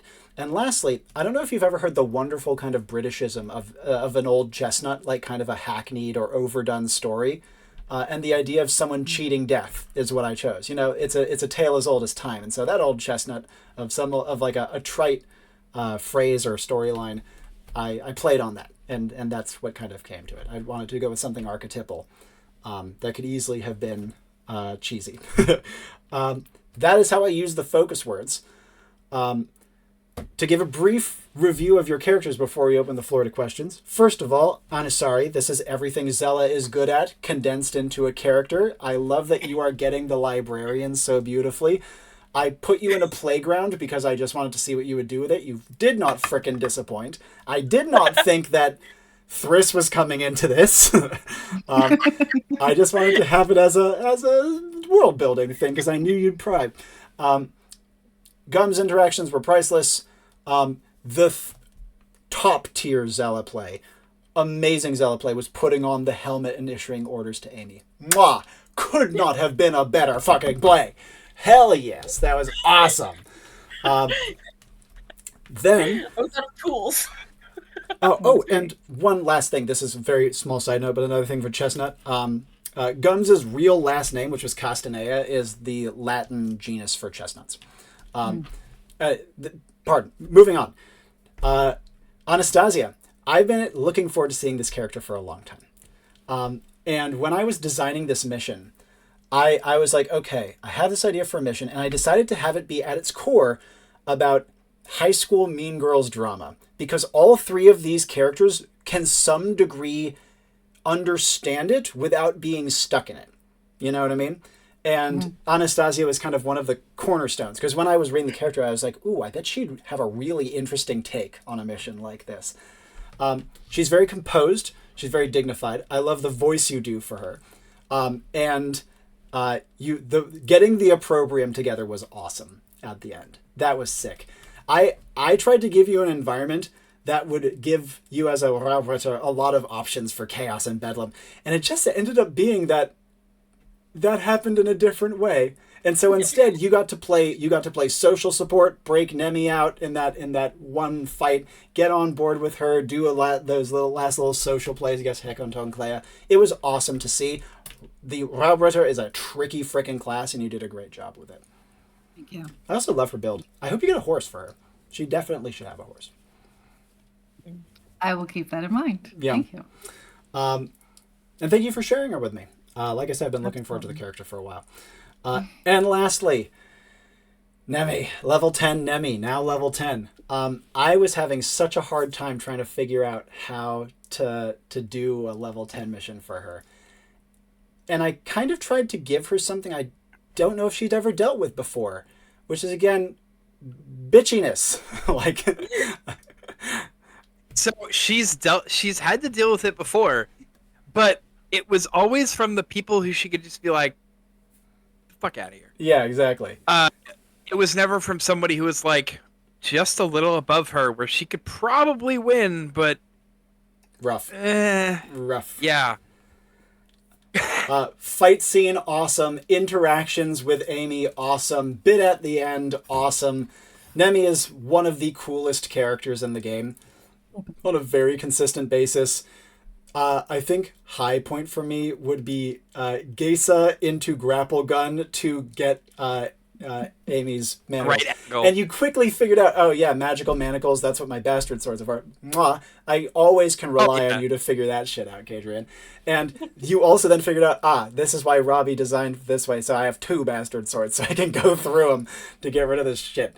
It's awesome. And then at the end, when you figured out, breaking rules, then that's where it kind of, that was another bit of my design where I was like, breaking rules is going to be really strong for Anastasia if she can figure out how to apply her Raubritter kit to this weird setting. Oh, yeah. It's terrifying, and so I need to have a counterbalance. The counterbalance is, if you don't break rules, you can maybe kind of buy in a little bit. And then Nemi, obviously kind of couldn't do either, to be perfectly honest. So and that was because she's a very powerful character, so I had to kind of design against her in that regard. Great scenes, great social. I feel at the very least like I got what I wanted out of this, and I put Nemi in a situation I don't think she's ever been in. Yeah, kudos for that. It was it definitely left me going, oh, okay. Fuck, what do I do? Yeah. Which doesn't happen terribly often. Yep, exactly. Do you guys have questions for me about calls that I made or elements of the plot? I was surprised you let me summon Triss. I was kind of surprised as well, but it was just so perfect that I was like, yeah, fuck it, why not? Like, I designed this mission for chaos. It just came from a direction I didn't expect. Oh no, she didn't learn the live lesson from the birthday mission. Woof. Nope. Yeah. She didn't learn you don't summon the guy. Pretty key though, because I don't think Nemi wins that fight against Hecaton Clea. I don't think so either. The only thing I was thinking of, okay, cool, gang up on Amy with her and maybe, shank her in the back really hard multiple times, but then you would have to deal with all of the automatons. That's what I couldn't figure out, so I thought adding a fuckload of chaos would help. Yeah, that's kind of the way I designed it. As I was like, okay, Anastasia, if she can find a way to apply her kit, is both the best distraction and also a really hard counter, but is also like squishy. So I thought it would be like protect Anastasia while like Anisari is trying to figure out the solution, so to speak. That's what I kind of guessed Nemi would do, but the way it worked out was fucking sick as well. That is also kind of how it worked out. So. Yeah. Thank you for walking me through the mean girl. It's hard for me to be mean girl. Of course, I completely get it. It's totally understandable. I designed the mission around it, and it's such like a big part of the Raubritzer kit, but such like a small part of our day-to-day lives that like, yeah, it's completely understandable. And you did a great job. You did a freaking great job. It's not easy to do. Do you guys want to see? I'm used to like knocking stuff over and not like knocking it over. It's just like you run your hands across a chain link fence on purpose, right? But she does that with her cane. It's just trip a person here, knock over a chair, a table, or whatever.